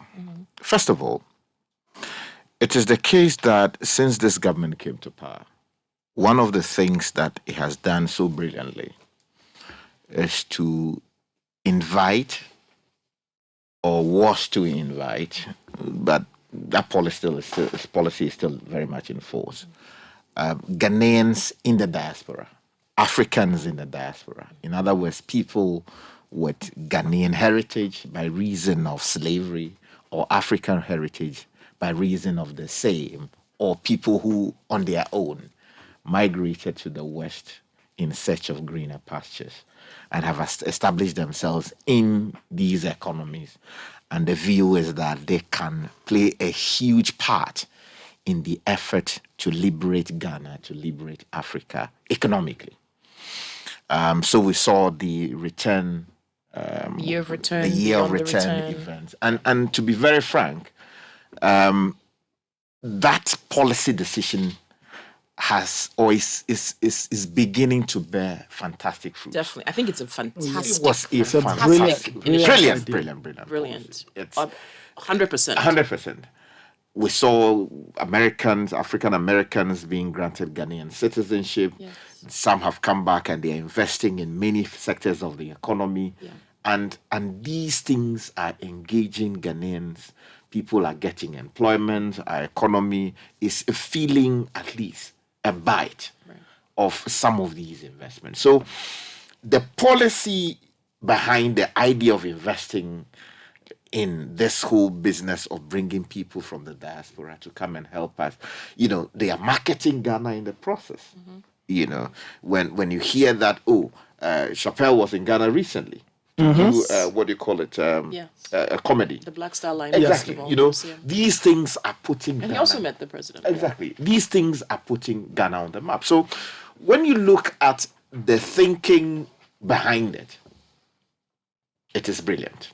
Definitely. Because I believe strongly, and Samens made the point here recently, that the best way to liberate our economy with very few resources is services sector, where tourism is playing a huge part.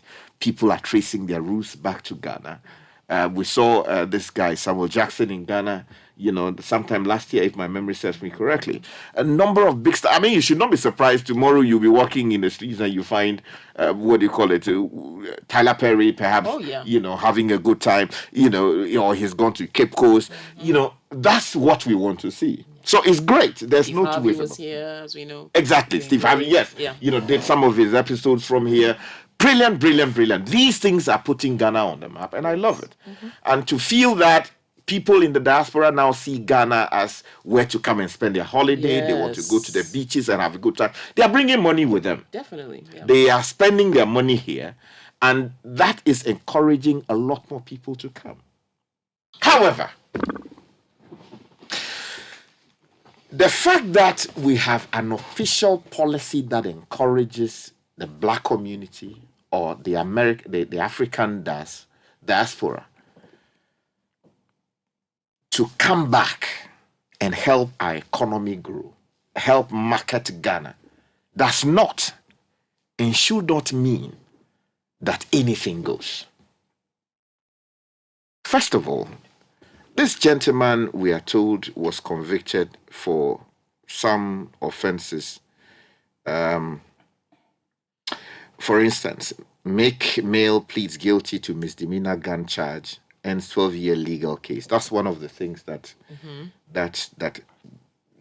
put him away. He is not and cannot be the symbol for selling Ghana in the way that we saw him do in that video, which has since been deleted from his Twitter page. Instagram and Twitter. The reason being that, as you said, Nathan, the presidency is not Makola Market. With the greatest respect to all the people who serve in the Makola Market or who work there or who earn their living from there. The reason is that all of us, the people of Ghana, have put our trust in somebody and given him our authority that he should take decisions for and on our behalf. He is the greatest representation of our dignity and everything we stand for as Ghanaians. Just hold that thought. Very well. Just hold that thought. We'll do your money in a bit. But Citi TV and Citi FM is together. They are giving you the 2023 Starter Pack Building Back Better. Of course, that's the principle of our Effective Living series. Every week in the month of January, we'll give you something to prep you for the year. Last week we did fiscal preparation. Today we are doing emotional and mental health imperatives. Or this week we are doing emotional and mental health imperatives for 2023. Next week we do professional priorities. And in the final week or the fourth week, we do financial foundations for 2023. And the Effective Living series is on Citi FM every day between Monday and Thursday, 9 a.m. and on Citi TV on Breakfast Daily from 9:30 a.m. And it's sponsored by Enterprise Insurance and Hallmark Freight and Logistics Ghana Limited. Now, Enterprise Motor Insurance, they are bringing you the Enterprise Motor Insurance promo. They say this year is different. You can win all kinds of amazing things for coupons, branded gift items. You qualify for the monthly raffle draws with amazing rewards. You also get to win great prizes. So find your nearest branch of Enterprise or call your insurance broker or agent and get yourself signed up. Enterprise is your advantage. All right, let's get into your money on a holiday.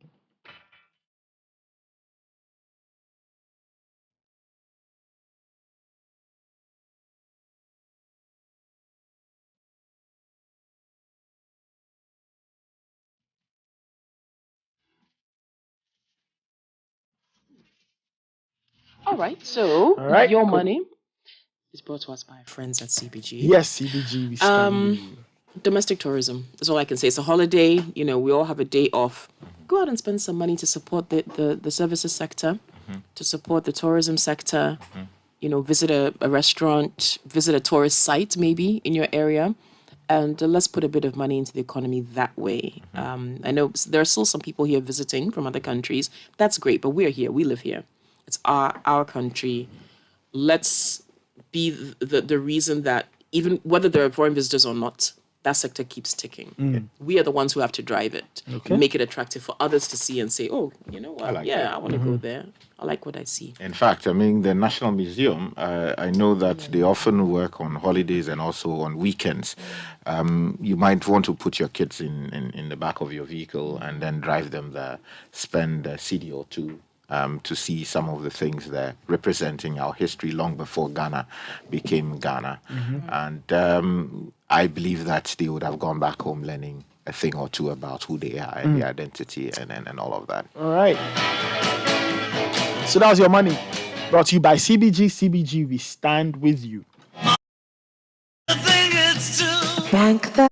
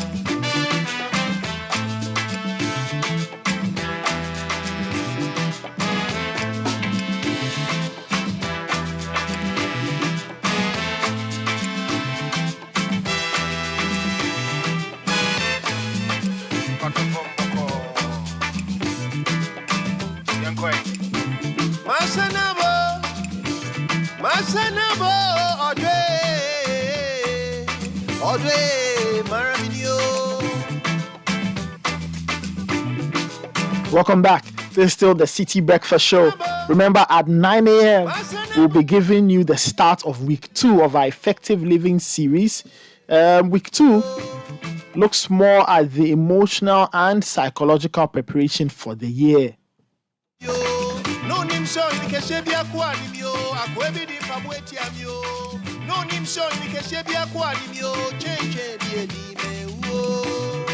And Bernard Avila will be speaking with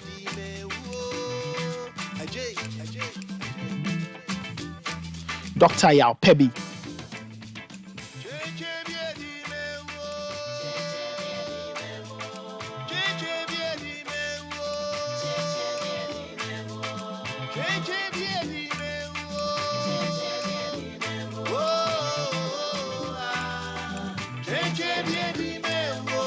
So at 9, join us. Bernard Avila will be speaking with Dr. Yao Pebi on emotionally healthy families. Very interesting topic. Starts our week 2 of our Effective Living series. All right, let's get back to the conversation. Your messages are coming through on 0549 986 996. We'll go through those comments in a bit. Richard, you were making a point. Yes. So I was saying that while the official government policy has been to invite Africans in the diaspora, including Ghanaians in the diaspora, to return and help to do something about this economy and realize the dreams of our forefathers, which is what? We should be in a position to manage our own affairs to the glory of God. We should be in a position to run Africa in a way that is beneficial to the people and makes them self-reliant in many ways.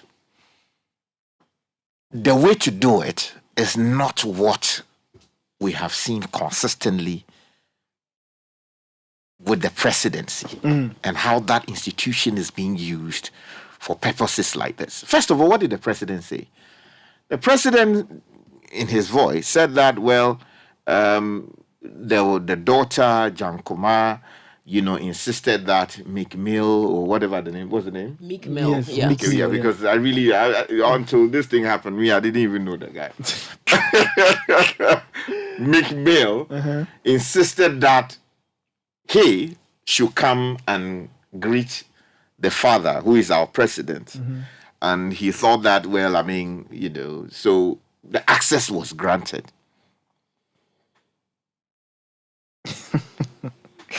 And the fallouts are what we are seeing. Look, first of all, I think it is becoming far too often a culture that every small guy who has a few following here and there in the West as an entertainer is in Ghana. And then all of a sudden, we ferry that person with all the glory that the the presidency commands, and go and put him there to meet our president. Someone who even won't go close to the flags, what's the name? The White House. The White House. Or even the governor's residence. What happened? To say good morning to the governor. For some reason, when those people are in Ghana, before you know it, they are meeting the president and taking all kinds of photographs. Look, meeting the president, there should be a certain requirement that you meet. You must be at a certain level. And we must be able to analyze the returns it brings to the Republic of Ghana. You don't just get up and bring somebody, and maybe because a person within the first family knows the person, or whatever the relationship may be, we take that person to the presidency to meet the president. It is happening far too often. Let's protect the dignity, the bliss of importance around the presidency, because that is the symbol of our identity as a people, and he is a representation of what we are. So, people with criminal conviction, that is not to say that if you go to jail and you are out, you are a write-off. You are a write-off.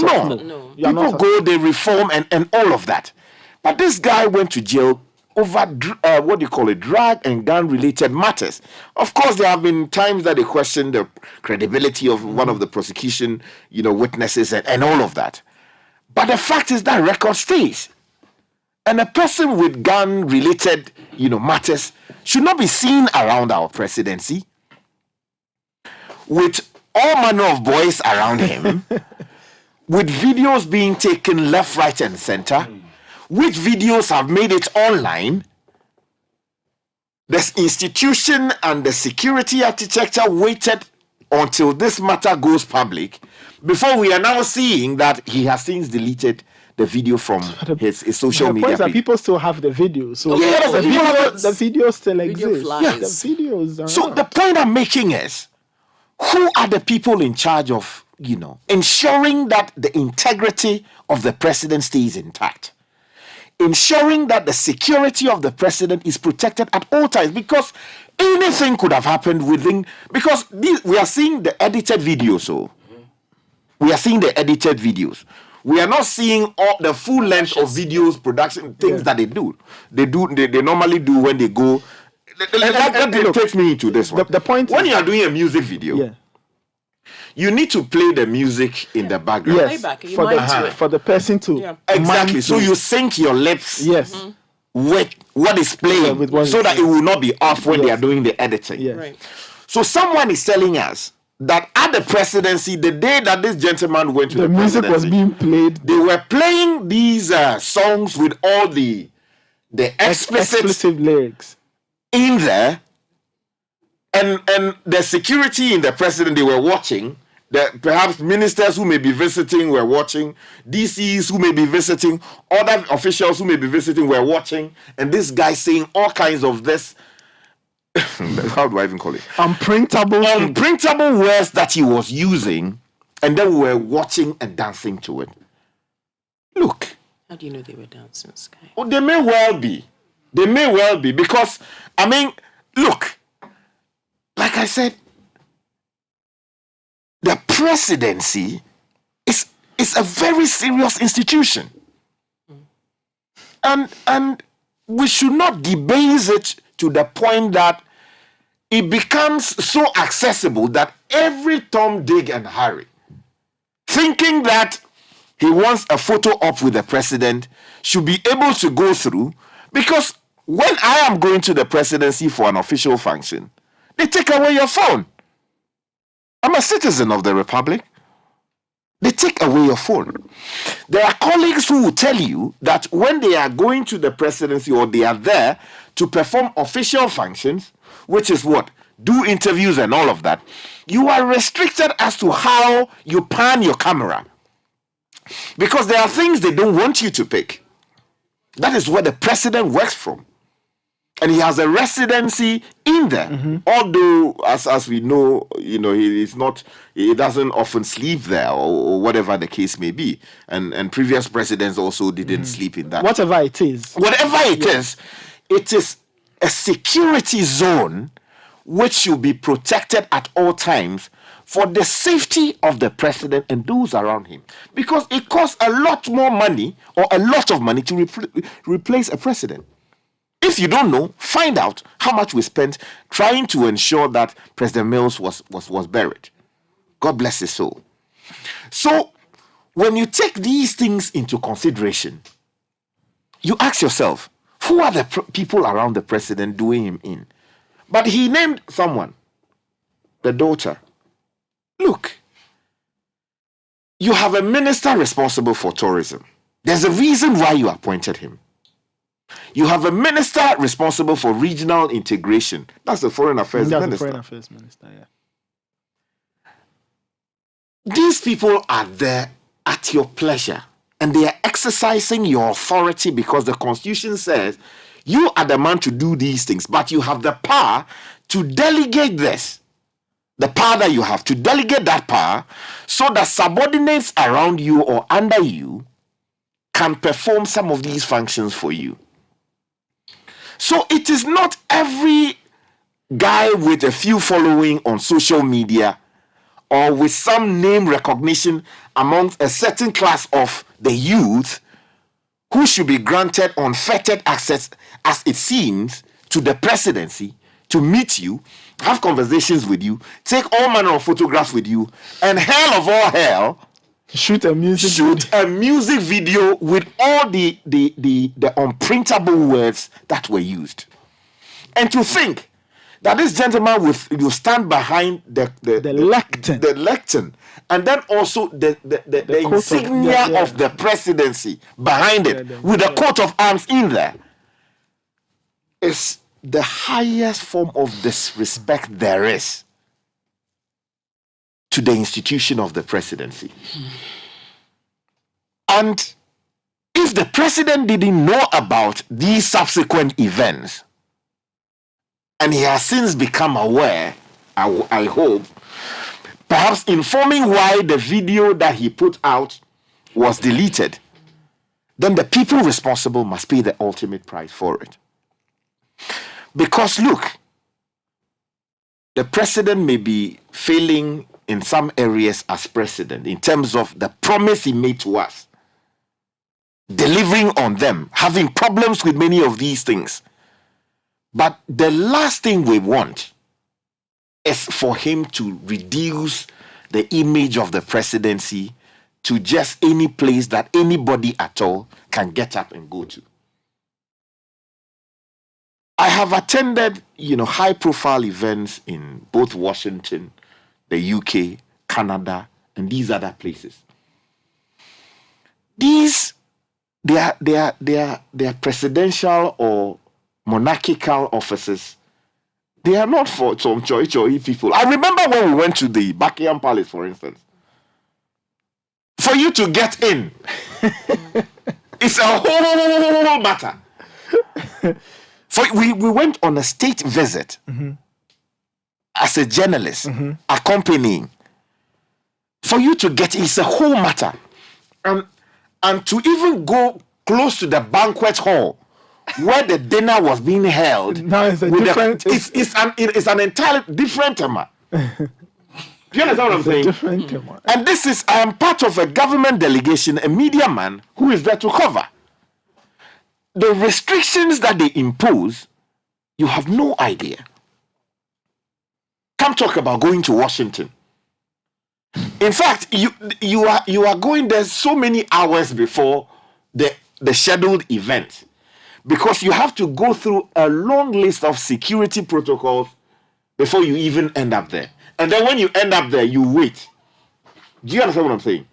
So the presidency is such a serious institution that even the people we allow to go close to him, we should scrutinize them properly. We should not just get up and assume that, this one there, it is going to be popular with the youth, so let's do it. Okay. And secondly, all right, just hold on. Let's get to the line. Let's speak to Colonel Festus Abuaje. Retired. He's a security analyst. Let's get the understanding of somebody who knows security well and see to place all of this. Let's place all of this in context and understand what exactly is happening. Colonel Abuaje, good morning. Welcome to the Citi Breakfast Show. Good morning, and thanks for having me. We appreciate your time. I'm sure you've been following the conversation. I'm sure you've seen the videos of McMill and all of this at the presidency. Your initial thoughts on this incident? Well, thanks once again. My personal view is that at this moment in time, given the economic challenges that we are facing as a country, we should not be wasting time on such issues, because there are more important issues that should engage our attention. So to the extent that, for whatever reason that I may not agree with, that we have cheapened our politics to the extent that anybody who is nobody comes to Ghana and they want to call on the president, or even Ghanaians have some economic ideas and they want to go to the presidency to go and discuss it when it is their own, let's call it economic or financial investments and so on and so forth. So I do not understand the nature and the status of that group to the extent that they qualify to call on the president for whatever reason. That's the first point. Okay. The second point is that this Jubilee House or Flagstaff House, as I call it, is not one room or one building. It's got several sections. So there are certain activities that take place at that facility based on the nature of that activity. If you have a group like this, assuming that they need to call on the president, they don't go to the equivalent of the Oval Office. I hope you understand what the Oval Office is. Yes. I get that what is the Oval Office means. That is the seat of the president where he takes serious decisions. You see, that is a place where maybe he sits with his cabinet. Yes. That is not the place for artists to go and see the president. The president may have another reception area. And I've been to the Flagstaff House once since it became Jubilee House. So I have an idea of how the architecture is. There are several reception areas that the president could have met this group. That's the second point. The third point is that it does appear that they were given free access to different parts of that establishment in order to shoot their video. You see, which is probably the worst part of any security breach. The assumption that these are innocent, artists coming to visit the press, that is where the security breach starts from. Okay. You see what I mean? Because the recording devices, I assume, the cameras and so on that they came with, could have all manner of, chips and so on embedded in them. But even if they are not our enemies, who says that friendly nations don't spy on friendly nations? So these guys could be there to gather all manner of intelligence, even to have, the architecture of the Flagstaff House itself. It's a security breach. But my worry is that we are keeping our politics. That you have the coat of arms sitting there, you have the president's podium, and some commentators that say that is not the podium that the president uses. What exactly are they talking about? Any podium with the emblem of the state is reserved for the president. You and I cannot go anywhere and be given a podium to stand on, and that podium will have the coat of arms of Ghana. Certainly. We are not entitled to that. You see what I mean? I can only imagine the kind of ridicule that this video is going to generate even back in America. Because the fact remains that he could not have, and no artist could have shot that video at the White House. Yeah. Of course, they could have set up with resources, set up a structure a mock White House, White yes. House, and show their video. In fact, they can even use AI to generate a background that looks like, looks like the White House, and shot it. And I think the earlier we got some of these, village common sense, not to expose ourselves to security lapses, the better for all of us. The president should spend his time very usefully in order to resolve the serious challenges that we have, than to meet artists like this gentleman who went there with his group. I haven't heard the music, but on one of your sister stations, there were a Ghanaian artist, one of whom was referring to the lyrics. Yes. The lyrics itself is like standing in a church house to shoot a video and then using Huhusemo, whatever we call it in Akan. Vulgar language. Vulgar language, yes. So even if he was going to talk about even African Union, Pan-Africanism, and those kinds of issues connected with the African, image or African persona, that would have been all right. But the kind of lyrics, the theme that he chose for the video doesn't sit well at all with Jubilee House. So I find it very difficult to understand why the whole group, which is another worry, it was quite an entourage. Yes, he seemed to have had a lot of people with him at the time. Yeah, I mean, maybe the leader plus one or two of his supporting, artists could be allowed to go and see the whatever. Or they all go in there. Some of them are kept elsewhere. And this leader, not the whole entourage, reducing the frontage and the inside of the Jubilee House to, I don't know how to describe it. Artists cannot even come to where I am, my own house, to come and do that kind of stuff. I will not allow it. One is going to disturb me. You see what I mean? Yes. So it's something that we should not do. And I think again, that's one of the challenges we have. In this country, given the nature of our politics, we don't accept blame and responsibility. When we have done something wrong, there is part of our nature, especially the political elite, who don't know how to say we are sorry or I'm sorry. This is one such case where whoever is responsible, including the security chiefs and so on, who granted the access, you see what I mean? Yes. Should come out and apologize. One, that there have been security breaches. And I'm trying to suggest that even if you collected their phones, who says that when phones are switched off, they still don't capture information? And what about the recording devices that they took in there? So there have been breaches. We need to make that assumption that the access was too wide in scope.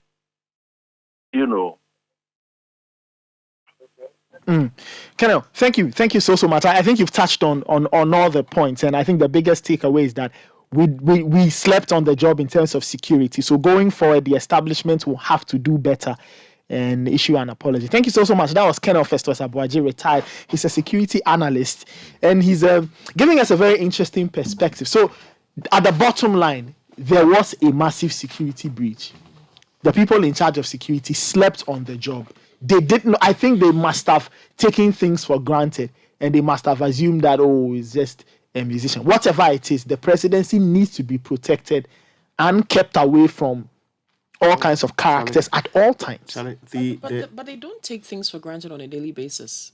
So why you get it? So why the whole French embassy, which previously was located next to TV3, yes, or the same has had to be relocated because of security concerns. We as a people needed to foot the bill, or in part, or the entirety of it, for the purposes of ensuring that we protected the presidency. And you know what is even annoying? This gentleman came and broke our traffic laws. There are videos of him riding motorbike without helmet protection. He was carrying some woman behind him, and they were riding the thing together without any helmet. The first thing that ought to have happened when he showed up at the presidency was to arrest him. Was to arrest him and prosecute him. That's what ought to have happened. For breaking our traffic laws. Because you can't go to the US and you'll be seen, especially a black man, riding motorbike with a helmet. When they grab you, it's an entirely different matter. Doing all the things that he did. Yet we accepted him as, oh yes, he's our own, who is in the diaspora. And so he's entitled to all of these things. Jesus Christ. I mean, oh my word. All right, we'll come back. We'll come back and take some comments on this. But coming up next is the Effective Living series.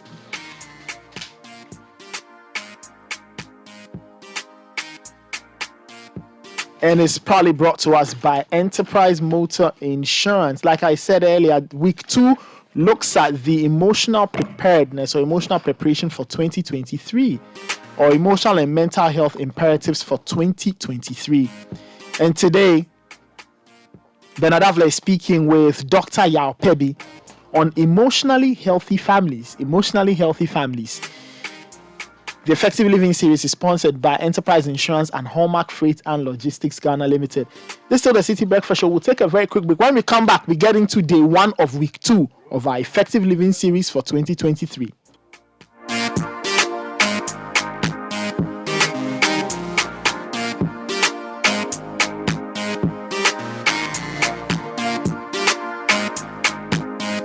This is the Citi Breakfast Show, the city's biggest conversation.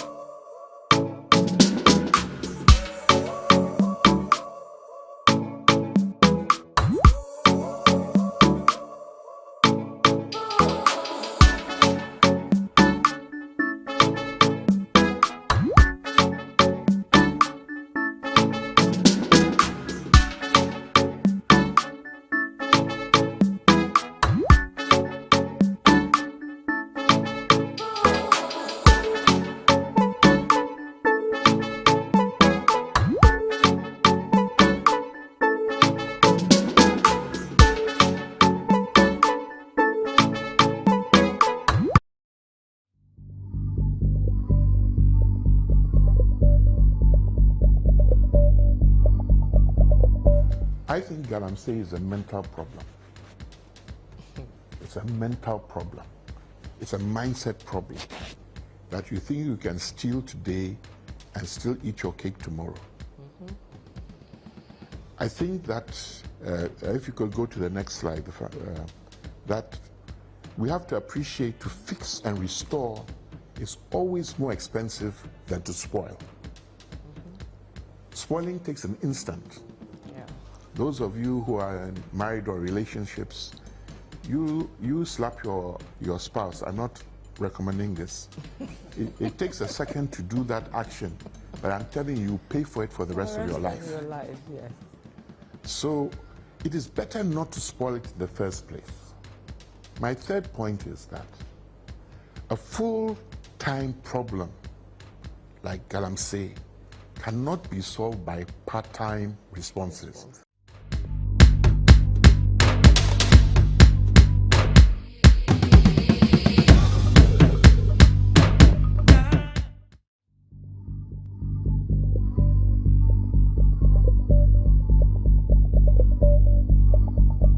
What is the worst case scenario we will see in the next 6 months if we don't stop this now?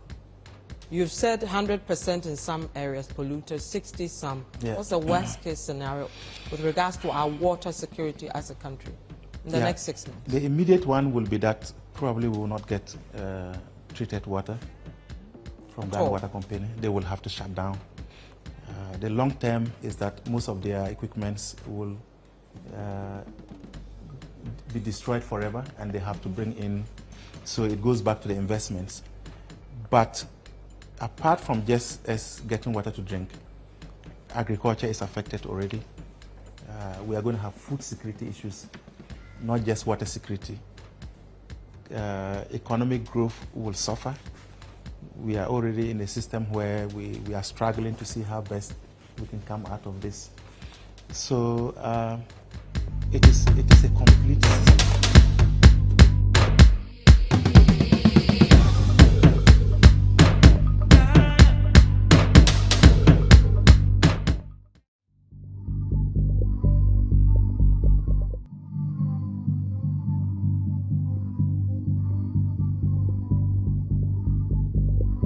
We are resorting to more expensive chemicals to be able to get to be able to reduce the process losses.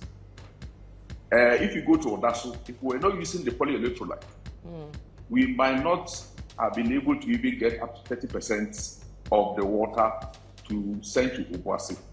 But with the use of the polyelectrolyte, we are doing about 50%. And so at every time you have to increase costs. Right. If you are using the aluminum sulfates, you will have to use, the more aluminum sulfate you put in your water, the more other chemicals that you put in to correct your pH level. So at all times,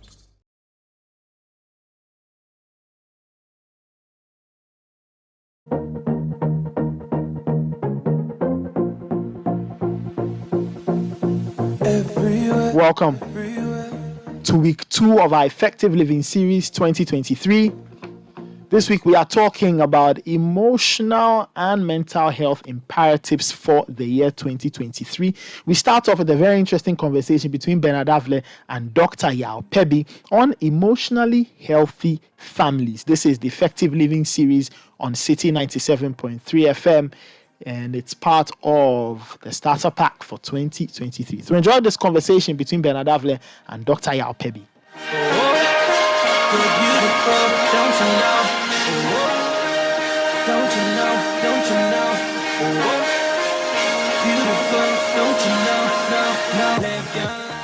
Welcome to another edition of our on-air series for Effective Living 2023 on the team 2023 Starter Pack.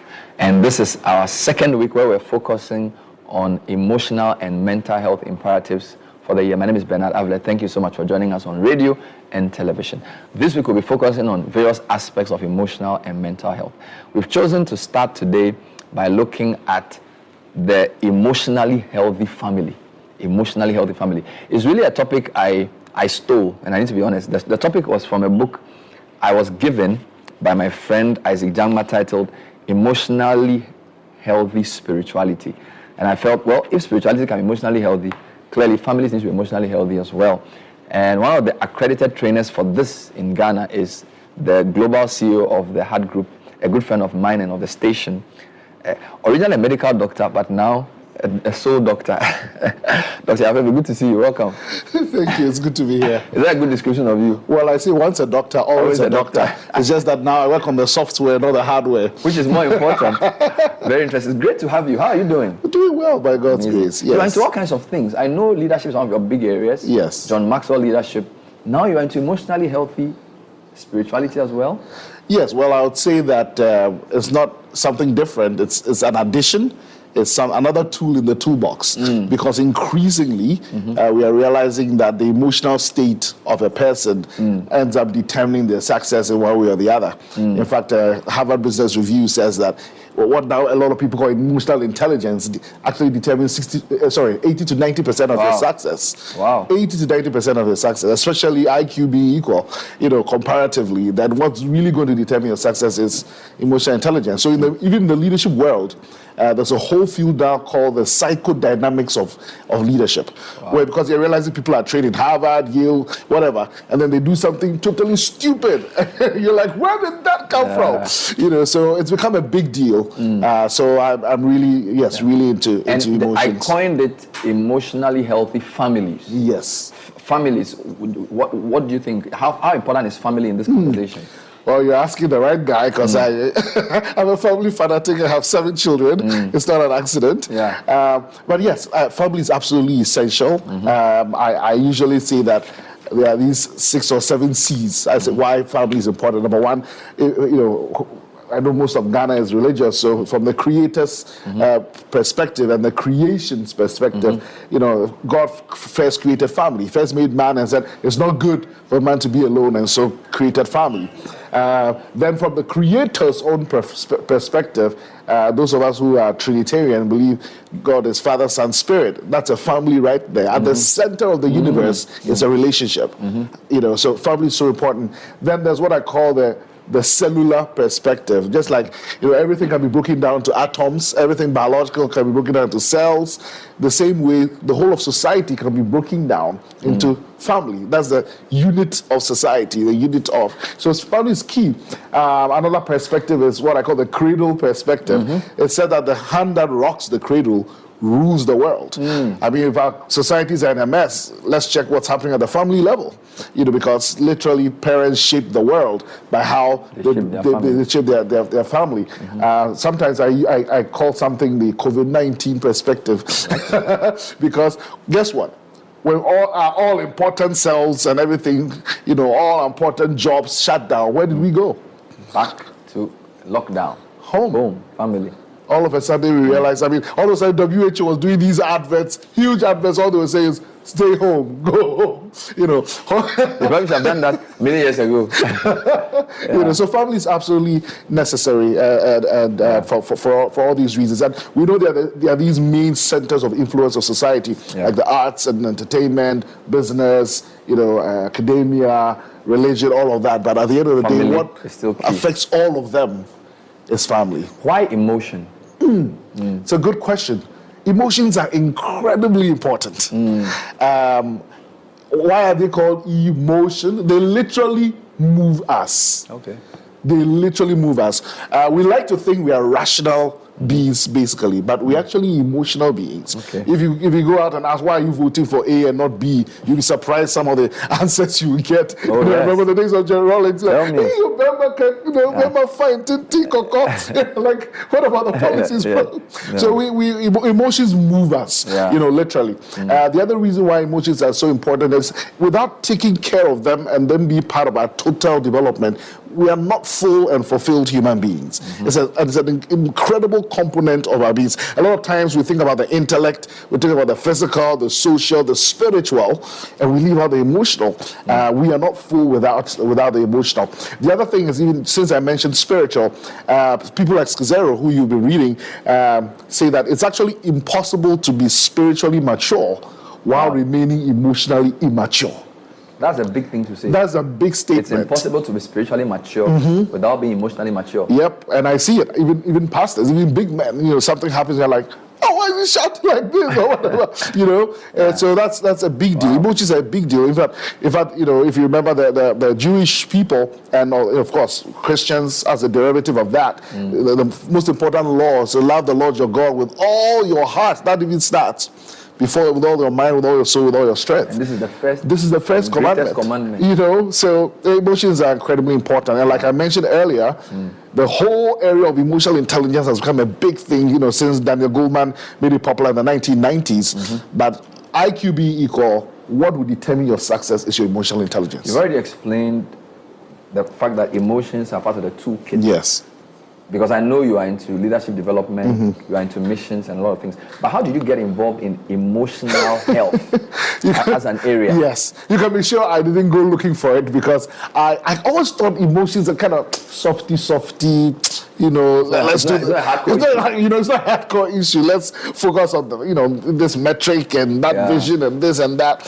I was doing a master's in leadership in the US, and one of our required readings was a book by Scazzero, actually, Emotionally Healthy Leader. All right. And as I began to look at it and how we are supposed to lead out of the strength of our marriage and how I was like, oh my goodness, this is, whoa. So that's what got my attention, when I realized that, wow. And if I may, I know we're focused on family, but it takes deeply transformed leaders to deeply transform society. Okay.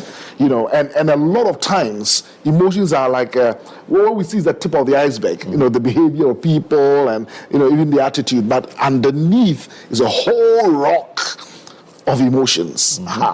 So this is how I got into it, because in fact I wouldn't have picked it. Just see emotion on the book cover, but I was required reading. It was an eye-opener, the emotionally healthy leader. Oh, absolutely. And a game changer, because it changed the way I continue to do marriage and the way I raise my family. So some of the things I'm going to share here are actually things that we practice as a family as a result of going this route. Wow, this is incredible. So let's talk about signs of an emotionally healthy family. So let's start from the steady state and then let's go into other things. So I'm sure it's not an exhaustive list, but just give me a few of the. If a family is emotionally healthy, what are some of the things you would notice about them? Great. If a family is emotionally healthy, one of the key things is that emotions are not ignored, especially emotions of sadness, anger, and fear. These are things that, particularly in Ghanaian society, you kind of, you know, it's like you can't express sadness, you know, or fear, you know, that kind of thing. So, that kind of thing. So, a sign of emotional unhealthiness is ignoring these emotions of sadness and anger and fear.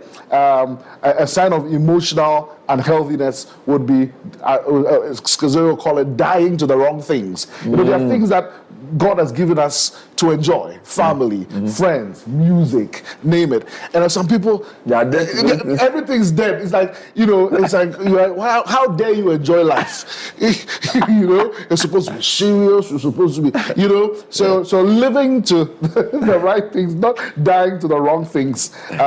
Then denying the past is one of the signs of unhealthy families. Denying the past impact of the present. You know, a healthy family is one that realizes that, oh, great-grandfather was a drunk, grandfather was a drunk, father is a drunk. We need to do something about this situation. You know, or in our family, you know, women beat men. Let me change the narrative a bit. You know, acknowledging the effect of the past on the present. Very, very important, you know, as a sign. And then one sign of emotional unhealthiness is spiritualizing away conflict. Spiritualizing away conflict. You know, you know, there's a quarrel for mother, father, or, you know, father, son, or whatever. It's like Abunsamo and Abunsam. You know, this one is the devil's. You know, there's a lot we attribute to the devil inside. We actually give him too much credit. I'm not saying he's not alive and doesn't do his things, but you know, I lived in the North America for about 12 years, and I used to say that the devil works. He works in Africa, but he lives in America. we see his signs, you know, right? But they make him so comfortable out in the West that, you know, he can relax there. That's where he lives, but he works here. But honestly, you know, spiritualizing away conflict, and this tends to happen especially with you know spiritual people. It's like, you know, deal with the conflict, deal with what is, and there's a whole thing called false peace.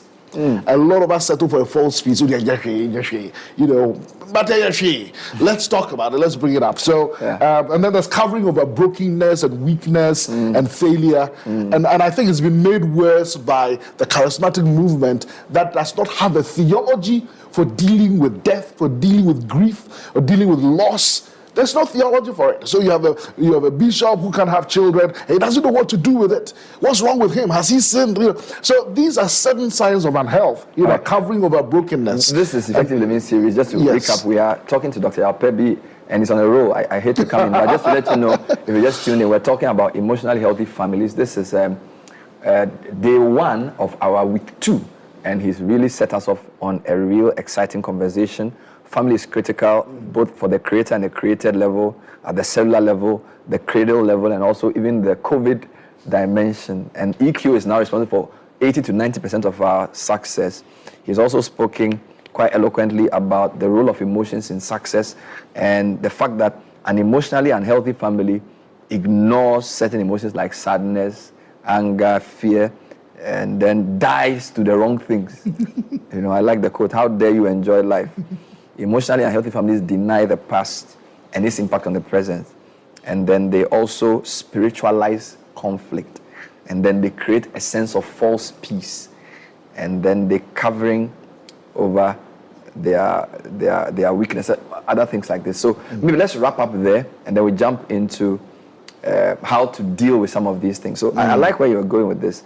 And you're talking about the charismatics not even having a theology for grief, you know. And I mean, I'm going through grief. That's right. And it's an interesting thing you say, because in my grief, I found a lot of things which the traditional system couldn't give you. All right, even discovering yourself and how you grieve. That's right. Because you would not know that there are different ways of grieving. That's right. You know, so very interesting points you made. I wanted to just elaborate a bit on that, and then we wrap up on the signs of an emotionally unhealthy family. Then we come into how to deal with those. Okay. Yes, like, you know, so Schizo talks about enlarging your soul through grief. Okay. And it's actually something borrowed from the church fathers, the early church fathers, the first 400, 500 years of the church. That grief actually has a way of expanding our soul. But a lot of us will not sit long enough in grief because it's anathema. Why should I, life should be upward and upward and upward and upward. And in this country, we've had, cases of very senior ministers, for example, losing children or some other kind of and people just don't know how to deal with it.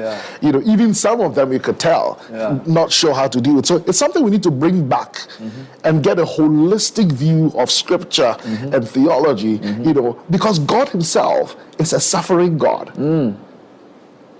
You think you know how to suffer. We think we know suffering is. Take under the hands of his children. Take a look at God. So it's a dimension I hope we can bring into the discussion going forward. How if a child is depressed, let's say clinically depressed, how does a family deal with it? My dad will probably say, tiwanim, straighten your face. But it's not a face thing. There's something going on. It could be physiological, it could be environmental, it could be whatever. But so we need to. Luckily, Dr. Delali Fiabe will deal with mental health tomorrow. Awesome. Or on the next program. So that's covered. Great. So and then sometimes there are certain unspoken or sometimes spoken commandments in a family that give us certain emotions or attitudes towards certain things that affect us and we don't even realize it. Typically about money, about conflict, about sex. This family, we don't, we talked about grief and loss, expressing anger, but about money in particular. It's like you are not a human being until you are rich. Yes. You're human when you're born, but you become a human being until you are rich. When little things like that affect how we relate to things like money. I remember reading a story about a guy who, every time he became a millionaire, he would get back poor. Every time he made a breakthrough here. It was later, upon analysis, that was realized that subconsciously, his mom had brought him up to think that every rich person is a pig. Yes, greedy, all that. So he makes money and unconsciously he blows it. He has the wrong concept about So it's absolutely important. These commandments we have in our families about success, relationships, and it's interesting to say they are unwritten. And so they are not necessarily very overt. That's right. But it's there. That's right. How we feel towards Airways, how we feel towards Asantis. It's all there. And we don't even realize it's happening because it's under the radar. Now there's a guy called Beaver who came up with this schedule. I don't know whether we can go through it. He has this skill of family functioning. Level 5 is the lowest. It's called the family in pain. There's level 4, it's called the borderline family. Level 3 is the rule-bound family. Level 2 is the adequate family. And level 1 is the optimal family. Wow. Let me read through some of them. Family in pain is the lowest. Is the lowest. Level borderline 5 is the next. Rule-bound. So family in pain is a severely disturbed family that's dysfunctional. It's characterized by disorganization, feelings of apprehension among its members, and permeating sense of imminent danger. It's ghost-ridden and marked by losses that go unmourned. The passage of time is routinely denied. It lacks authority and clear leadership. Little in the way of dependable interpersonal connections. And it's actually analogous to nations in civil disorder. You can say that there's a family in pain. That's the level 5. Level 4 is the borderline family. There's an improvement of level 5, but it's swung to the polar opposite, where it is adopting a rigid system of rules. So everything is by the book. So disorder has been supplanted by dictatorship. I used to have a bit of that growing up, just a bit of that. When the car goes, papa, I'm not saying we're level 4. I'm just saying, on national television. You come at me. Patterns of dominance and submission reign. There's strict surveillance designed to control not only actions but also the thoughts and feelings of everyone in the family. Exactly. I like that. And black and white perceptions. One is intolerant of ambiguity. An individual is either perfect or monstrous in one or the other. Now, level 3, called the rule-bound family, is also, of course, there are also rules, but this time the members themselves have internalized the rules, all right, and are forcing it on. So it's not one dictator or parent dictator. It's the dictatorship has spread, so to speak. Family participants abide by unquestioned conformity, their oughts and shoulds. right? The rules of the system take precedence over anyone in it. There's loss of connection with one's own emotional life, which must be repressed for the good of all. And it limits the potential for intimacy. Level 2, the adequate family. This is has a lot of characters with the optimal family. It's very egalitarian. People are able to listen attentively and be able to get input from all members. There's true intimate encounters among family members. Rules are clear but not written in stone. They're not, they're flexible. Flexible emotional system, having the capacity for structural growth and change. And then that optimal family, let me end with that, is able to adapt better than all the previous levels when life cycle events come, changes come. The security and trust in the emotional connections. There's a firm belief in the possibility of working out conflicts, or if not, respecting differences.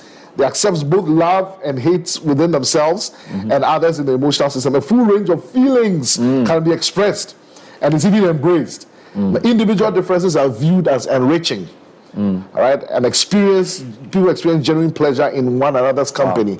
So that's the whole course. That's the whole course, and I'll encourage every one of us. Is there a book reference? I'm sure if you just Google Beaver, you can find it. We use this a lot, in family medicine we use these things as well. I encourage people to take a look at these 5 and ask yourself, where is our family at the beginning of 2023, right? And where do we want to be by the end of 2023? Set me thinking. Family in pain, borderline, rule-bound, adequate, optimal. This is still Effective Living series. Dr. Apebi is really taking us on a ride into emotionally healthy families.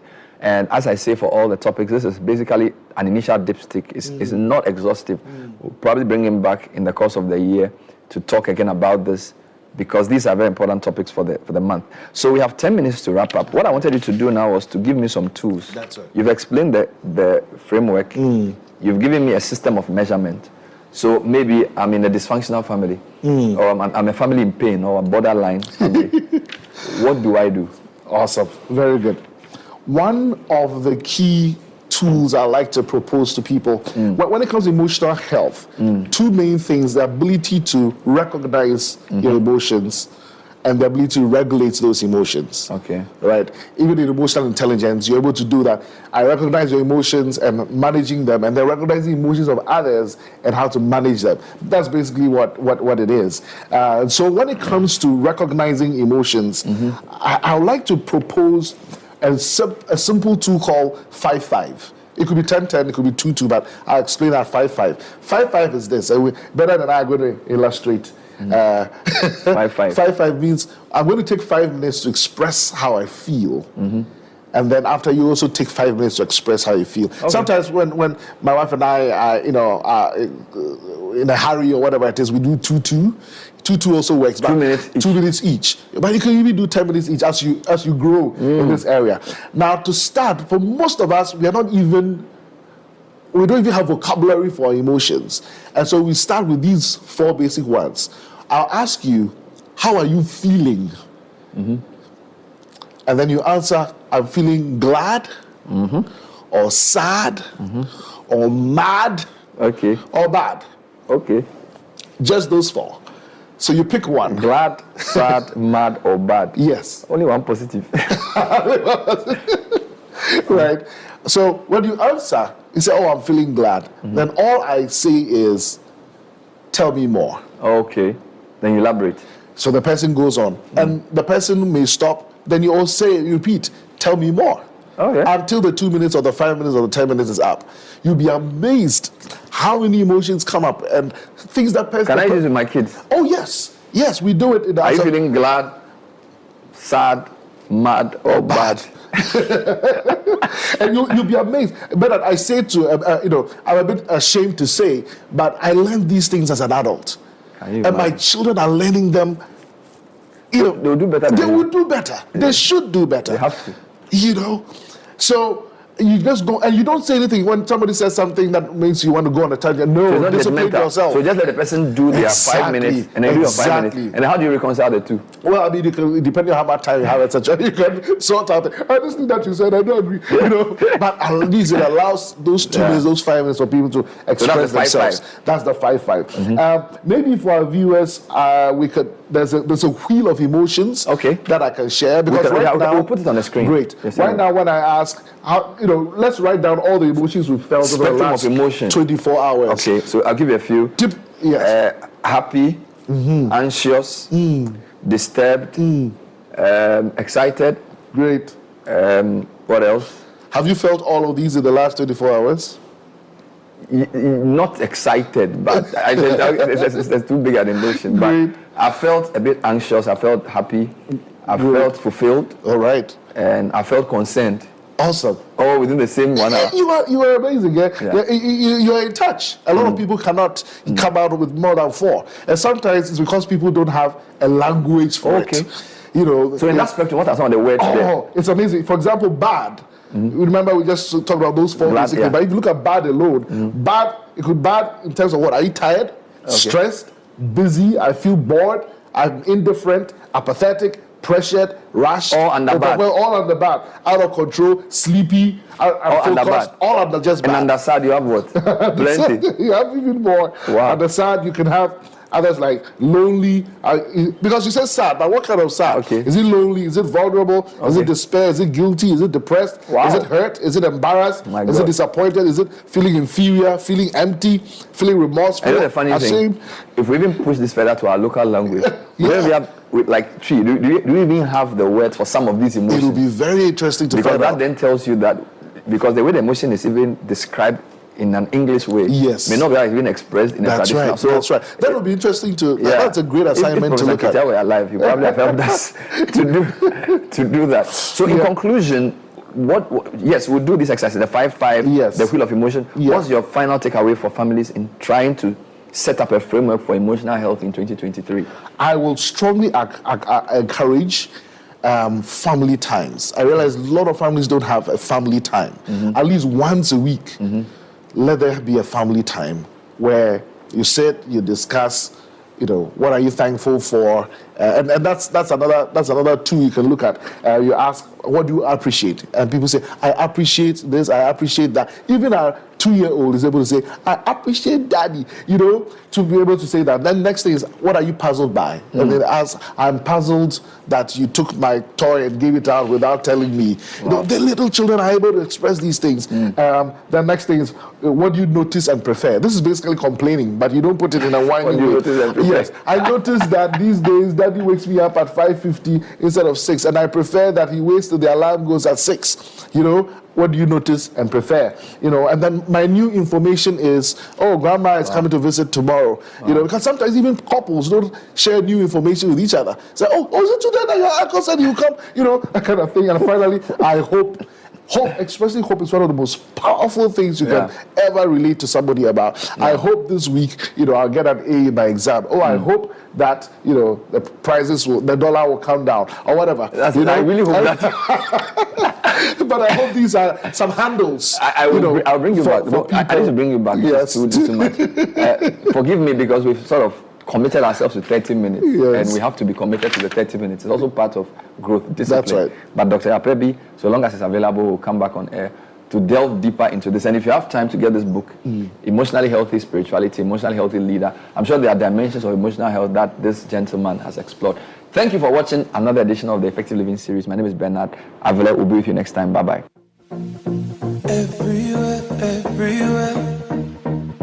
Everywhere I go, everywhere that I've been, the only thing I see is beautiful people. Beautiful people. That was day 1 of week 2 of our Effective Living series 2023. We call it the 2023 Start Pack, Building Back Better. And Bernard Avle was speaking with Dr. Yao Pebi on emotionally healthy families, starting off our second week under the broad theme Emotional and Mental Health Imperatives for 2023. The Effective Living series is on Citi FM, on the Citi Breakfast Show at 9 a.m. between Monday and Thursday, and on Breakfast Daily on Citi TV at 9:30 a.m. from Monday to Thursday. The Effective Living series is sponsored by Enterprise Insurance and Hallmark Freight and Logistics Ghana Limited. Take your sexy time. Lose your head, lose your head. Your beauty's deep inside. This is the Citi Breakfast Show, the city's biggest conversation.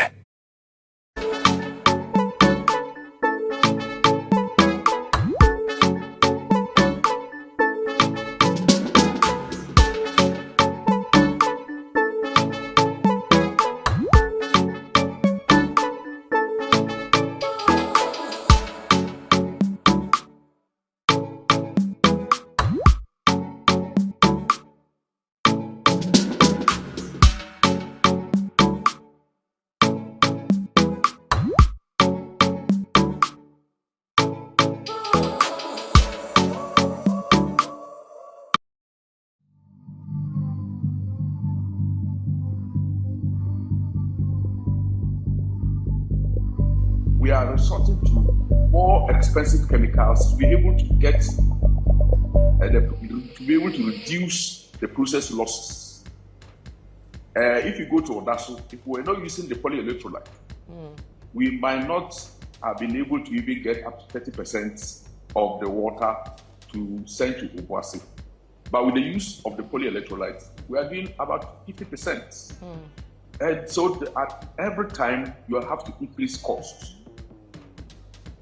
If you are using the aluminium sulfate, you will have to use, the more aluminium sulfate you put in your water, the more other chemicals that you put in to correct your pH level. So at all times, the costs continue to go very, very high. And I think that if PURC can allow us to pass on the cost to the citizens, yes, politically it might have some implications. But when people begin to see the cost, I'm sure we'll all go onto the rivers and directly get the people who are doing that damage away. If we don't take that seriously, I'm sure even our rivers will die.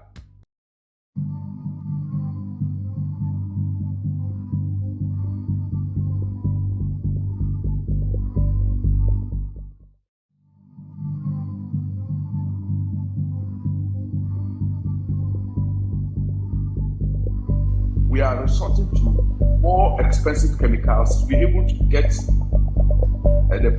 be able to reduce the process losses. If you go to Odaso, if we were not using the polyelectrolyte, we might not have been able to even get up to 30% of the water to send to Obuasi. But with the use of the polyelectrolyte, we are doing about 50%. And so at every time you have to increase costs. If you are using the aluminium sulfate, you will have to use, the more aluminium sulfate you put in your water, the more other chemicals that you put.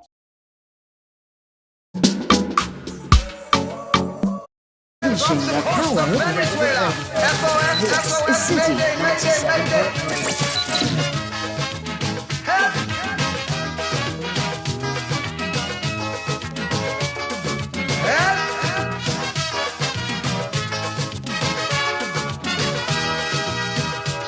The Trinidad, a luxury liner, sailing the Caribbean Sea, with an old captain named Eric Williams. For years, sailed smooth and free, but sadly Eric Williams passed away.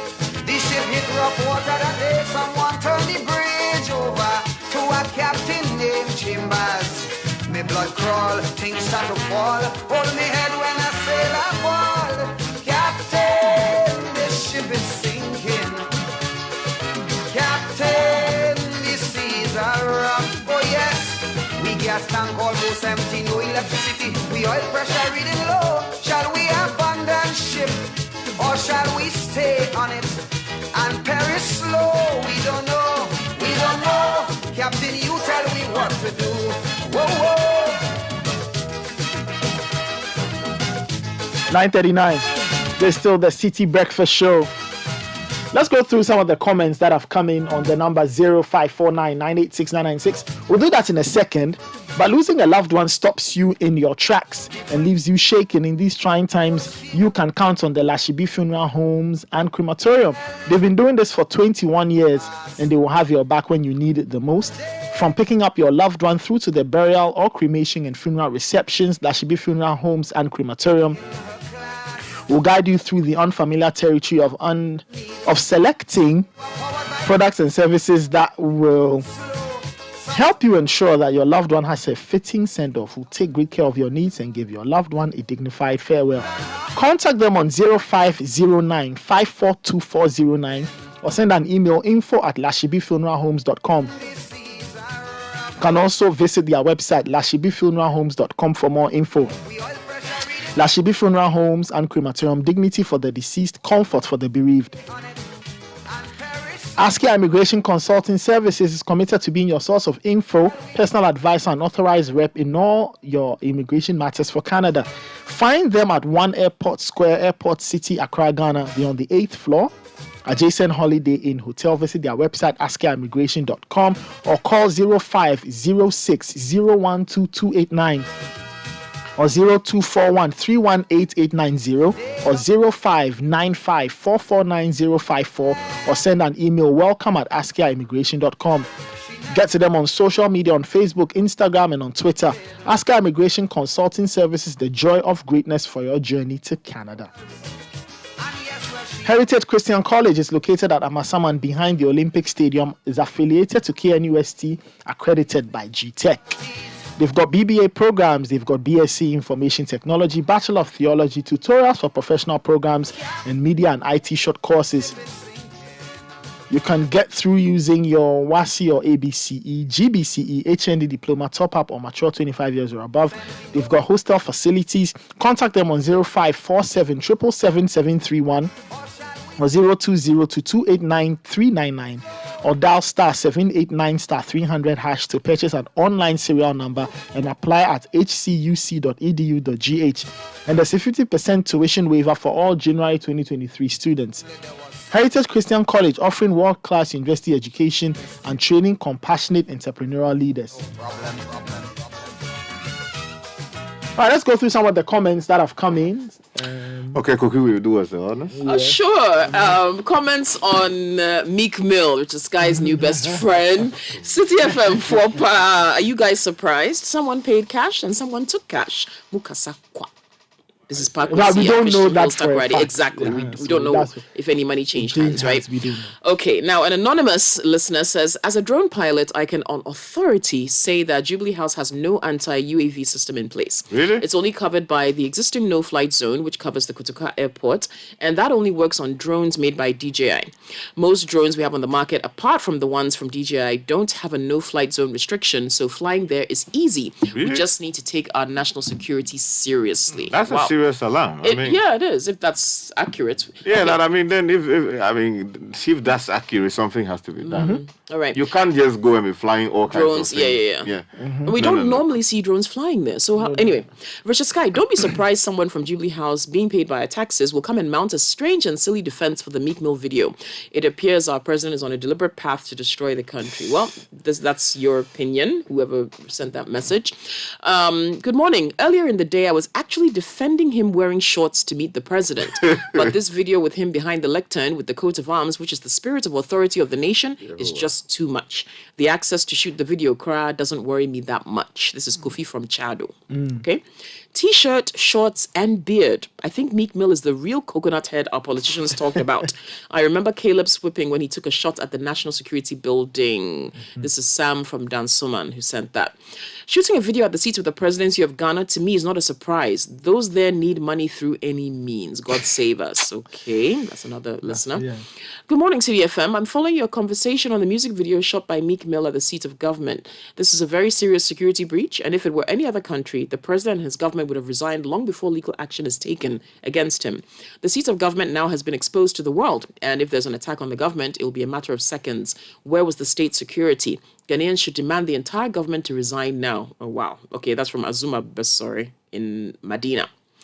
CBS, Nathan and Co. Hey Hydro from Tema says, getting access to the presidency as a creative in itself isn't bad, but to be given access to shoot a video at the seat of government is a serious national security threat. Listen carefully. All the words used were vulgar. Why and how should the presidency or country be exposed like this? Okay. Happy New Year and morning blessings, City team. The idea that a foreign, not so respected musician should be able to come to that place and use such swear words is a complete yawning chasm of a lot of many misfortunes, let me say. I believe that the criteria for being able to visit the presidency should include laudable achievement. Let's not encourage this. To think that Bronibia ya John, a couple of years ago, in the heat of the Rawlings era, some soldiers picked up some foreign pastors at the Independence Arch taking pictures. The Ghanaian elder of my church, who was with them, was beaten heavily. The man died a few weeks later. For a music video to be shot at Jubilee House, hey, that's from Nana. Babamu from Tamale Central says, Nathan, I totally agree with Richard Alaskai's point of view. It's very embarrassing for such activities to go on in the office of the presidency. We must be serious as a country. If the office of the president is no longer a security zone, where is the security zone? Good morning. Okay. Possible in Ashaiman says, all the security personnel in the Jubilee House must be punished. What are they doing there? If a citizen of this nation wants to see the president, this kind of stress they'll pass through, you have no idea.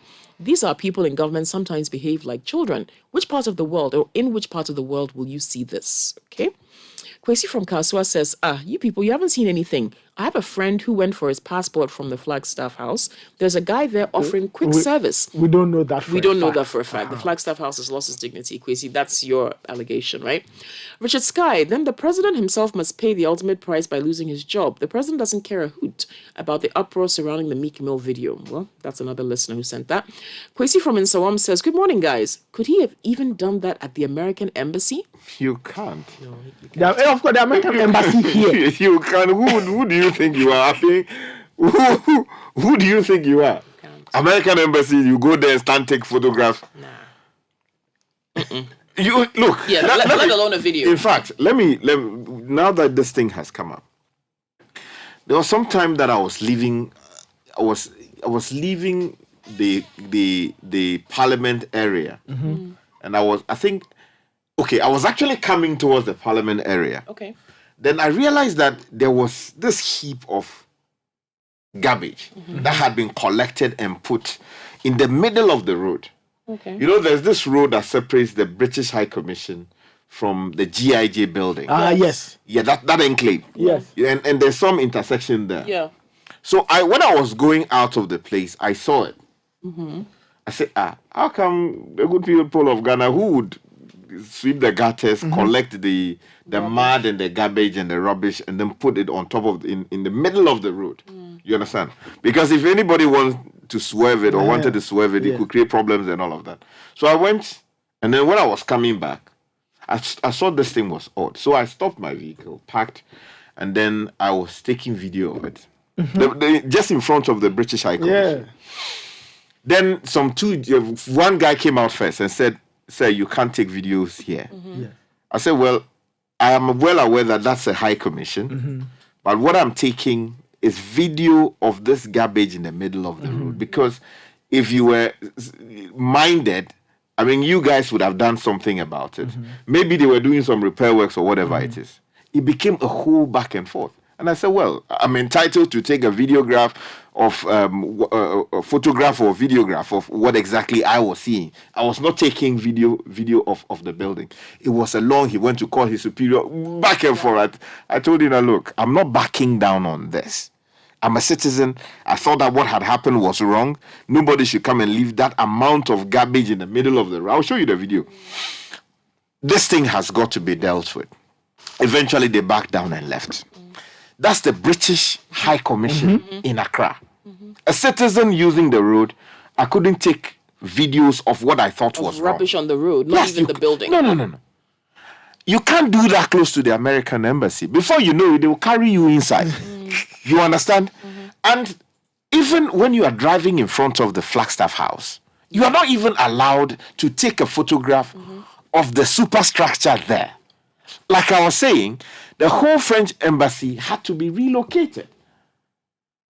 When ministers are with the president and they are having a public engagement, the election that the president uses, a minister of state who exercises some of the powers of the president by the constitution, he doesn't use it. When he wants to speak, he goes to another one mounted specifically for people who are not the president of the republic. And in fact, in some cases, not even the vice president is made to use that, the one that the president of the republic uses. No. So here you have some 2x4 musician from wherever US comes to Ghana, and because the president's daughter is happy that this person, so she insists, and the president allows, or the people are. Look, honestly, I believe that if the president was happy about this, or the people around him were happy, the video would not have gone down. Do you understand what I'm saying? No. So it means that some way, somehow, someone in there with some semblance of authority allowed this mess to happen, embarrass the Republic of Ghana, embarrass the president of the Republic, or embarrass everyone, and then now the institutions of state are breathing down the neck of the gentleman to take down the video. But the video is already in circulation. So the next thing that we should be seeing should be a formal statement naming the folks who took the decision to allow this mess to happen and announcing specific sanctions that must follow. Because we have allowed this mess for far too long. I listened to Captain's presentation. He said that we should not even be talking about things like this. Yeah, but we understand we have serious matters. In fact, we've been talking about them. On that note, though, Sky, sorry. There's been a particular focus on security, especially for the past, let's say, maybe the last 6 months to the last quarter of last year, where we kept seeing in our dailies, if you see something, say something. Remember, that was the mantra, right? That was the slogan. We kept being told that, if we see anything untoward, that there are security threats among us, that there are... Do you understand? So I think security is a priority for us. So to say that this isn't something that should be discussed, or there are more priorities, is security not a priority, particularly the security at the seat of the presidency? That should be the utmost priority. So I think I respectfully disagree with Colonel if he says that there are other matters that we should be discussing, and this isn't one of them. I think the security surrounding the president is a big issue. He made the point, but his rider, initial prefix, or... I'm sure he... Well, I don't know what he meant by that. I don't know. I think he took the view that we have much more serious economic and social challenges to deal with. He's entitled to say that, except that we respectfully disagree. Because in any case, we've been dealing with these matters anyway.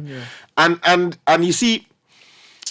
Look, there's a reason the Minister of Tourism exists. There's a minister responsible for diaspora, what do you call it? There's an office for diaspora affairs at the presidency. That's all good. And even that's how you even elevate the status and image of those institutions. Even think about it. The tourism minister's brief includes creative arts. Very good. So this should not have escalated. This should not have been... the president cannot be roped. So McMill comes around, whether it's Dave Chappelle, McMill, Steve Harvey, whoever.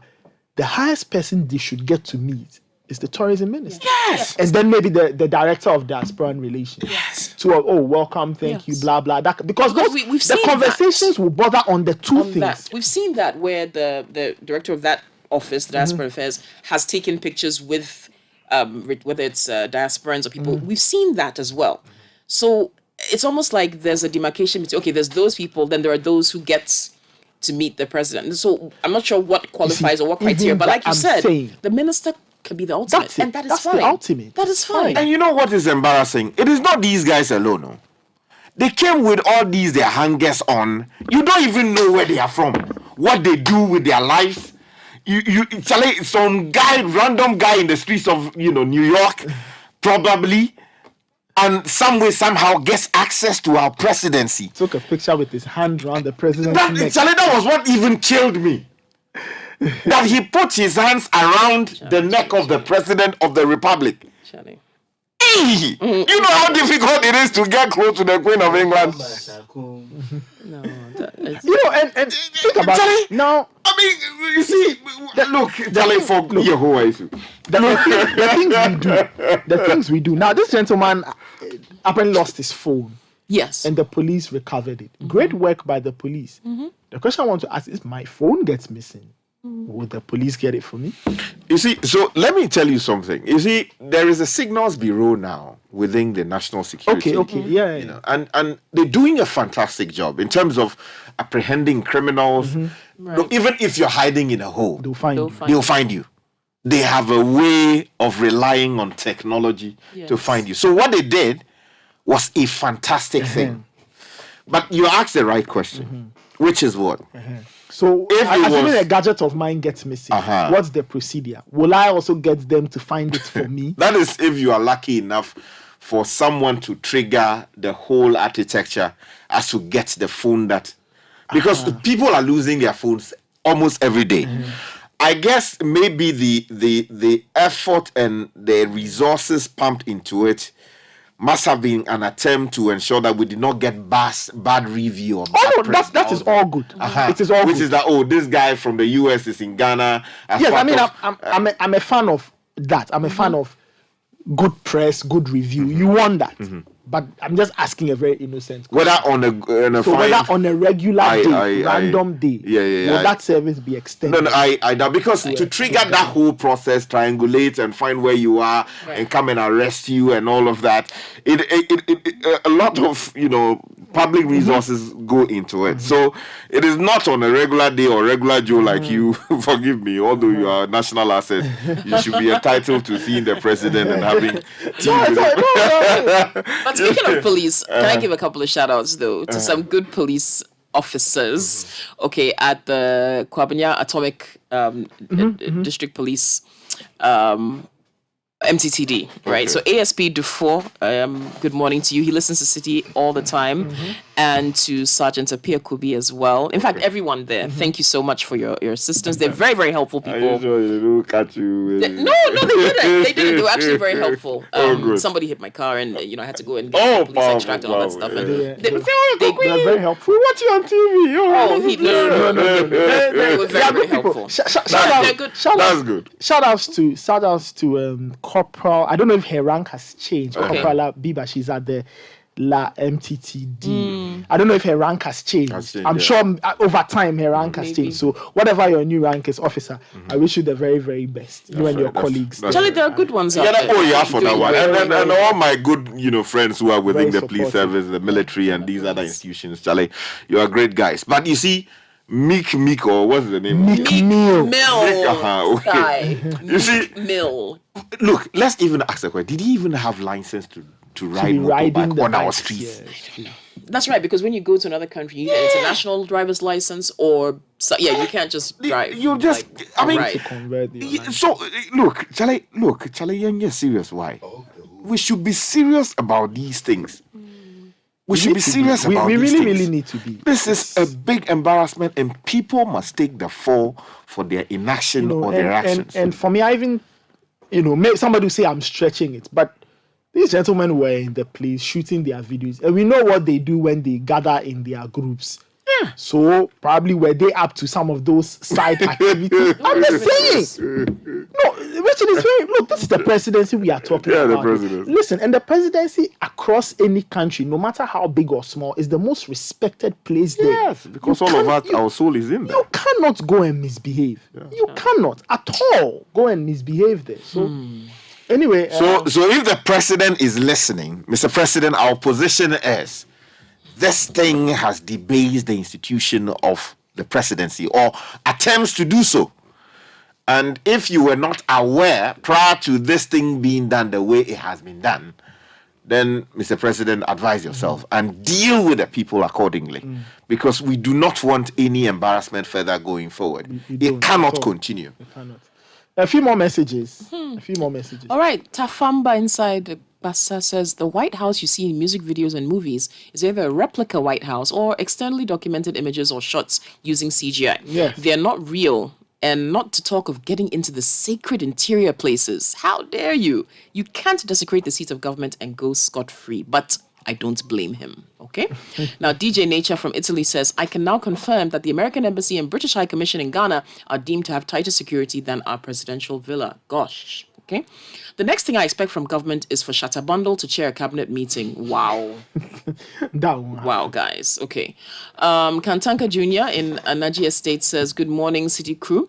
The tourism industry is not doing anything to promote Ghana music for it to flourish because none of the musicians in Ghana are being allowed to shoot a video in such a security-prone area. Hey, I'm a Ghana. Conflict of interest in Kwa. Okay. He says, Happy New Year as well. Yeah, I mean, the messages I'm sure will keep coming. But 2x4 investor with just $1,000 comes to make big promise. Oh, yes, I can do this, bring $200 million. Then all of a sudden, somebody is holding his hands, giddy, giddy, giddy, are going to the president. You know, it's and not then nothing gets to happen. It's just not done. It just must not stop. on It at must all. stop. It must stop. All right, that's It's embarrassing.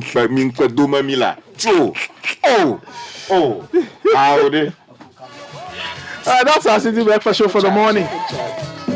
My name is Nathan Quao. I sat in for Bernard Avle. I did this with Kokui, Salome Hansen, and Richard Delasky. Your messages came through on 0549986996. Many thanks for listening. Show produced by Caleb Kodanfred Jabano. Godfred Odum was great on technical. Let's take the news at 10. And Anato Batting is here with the latest.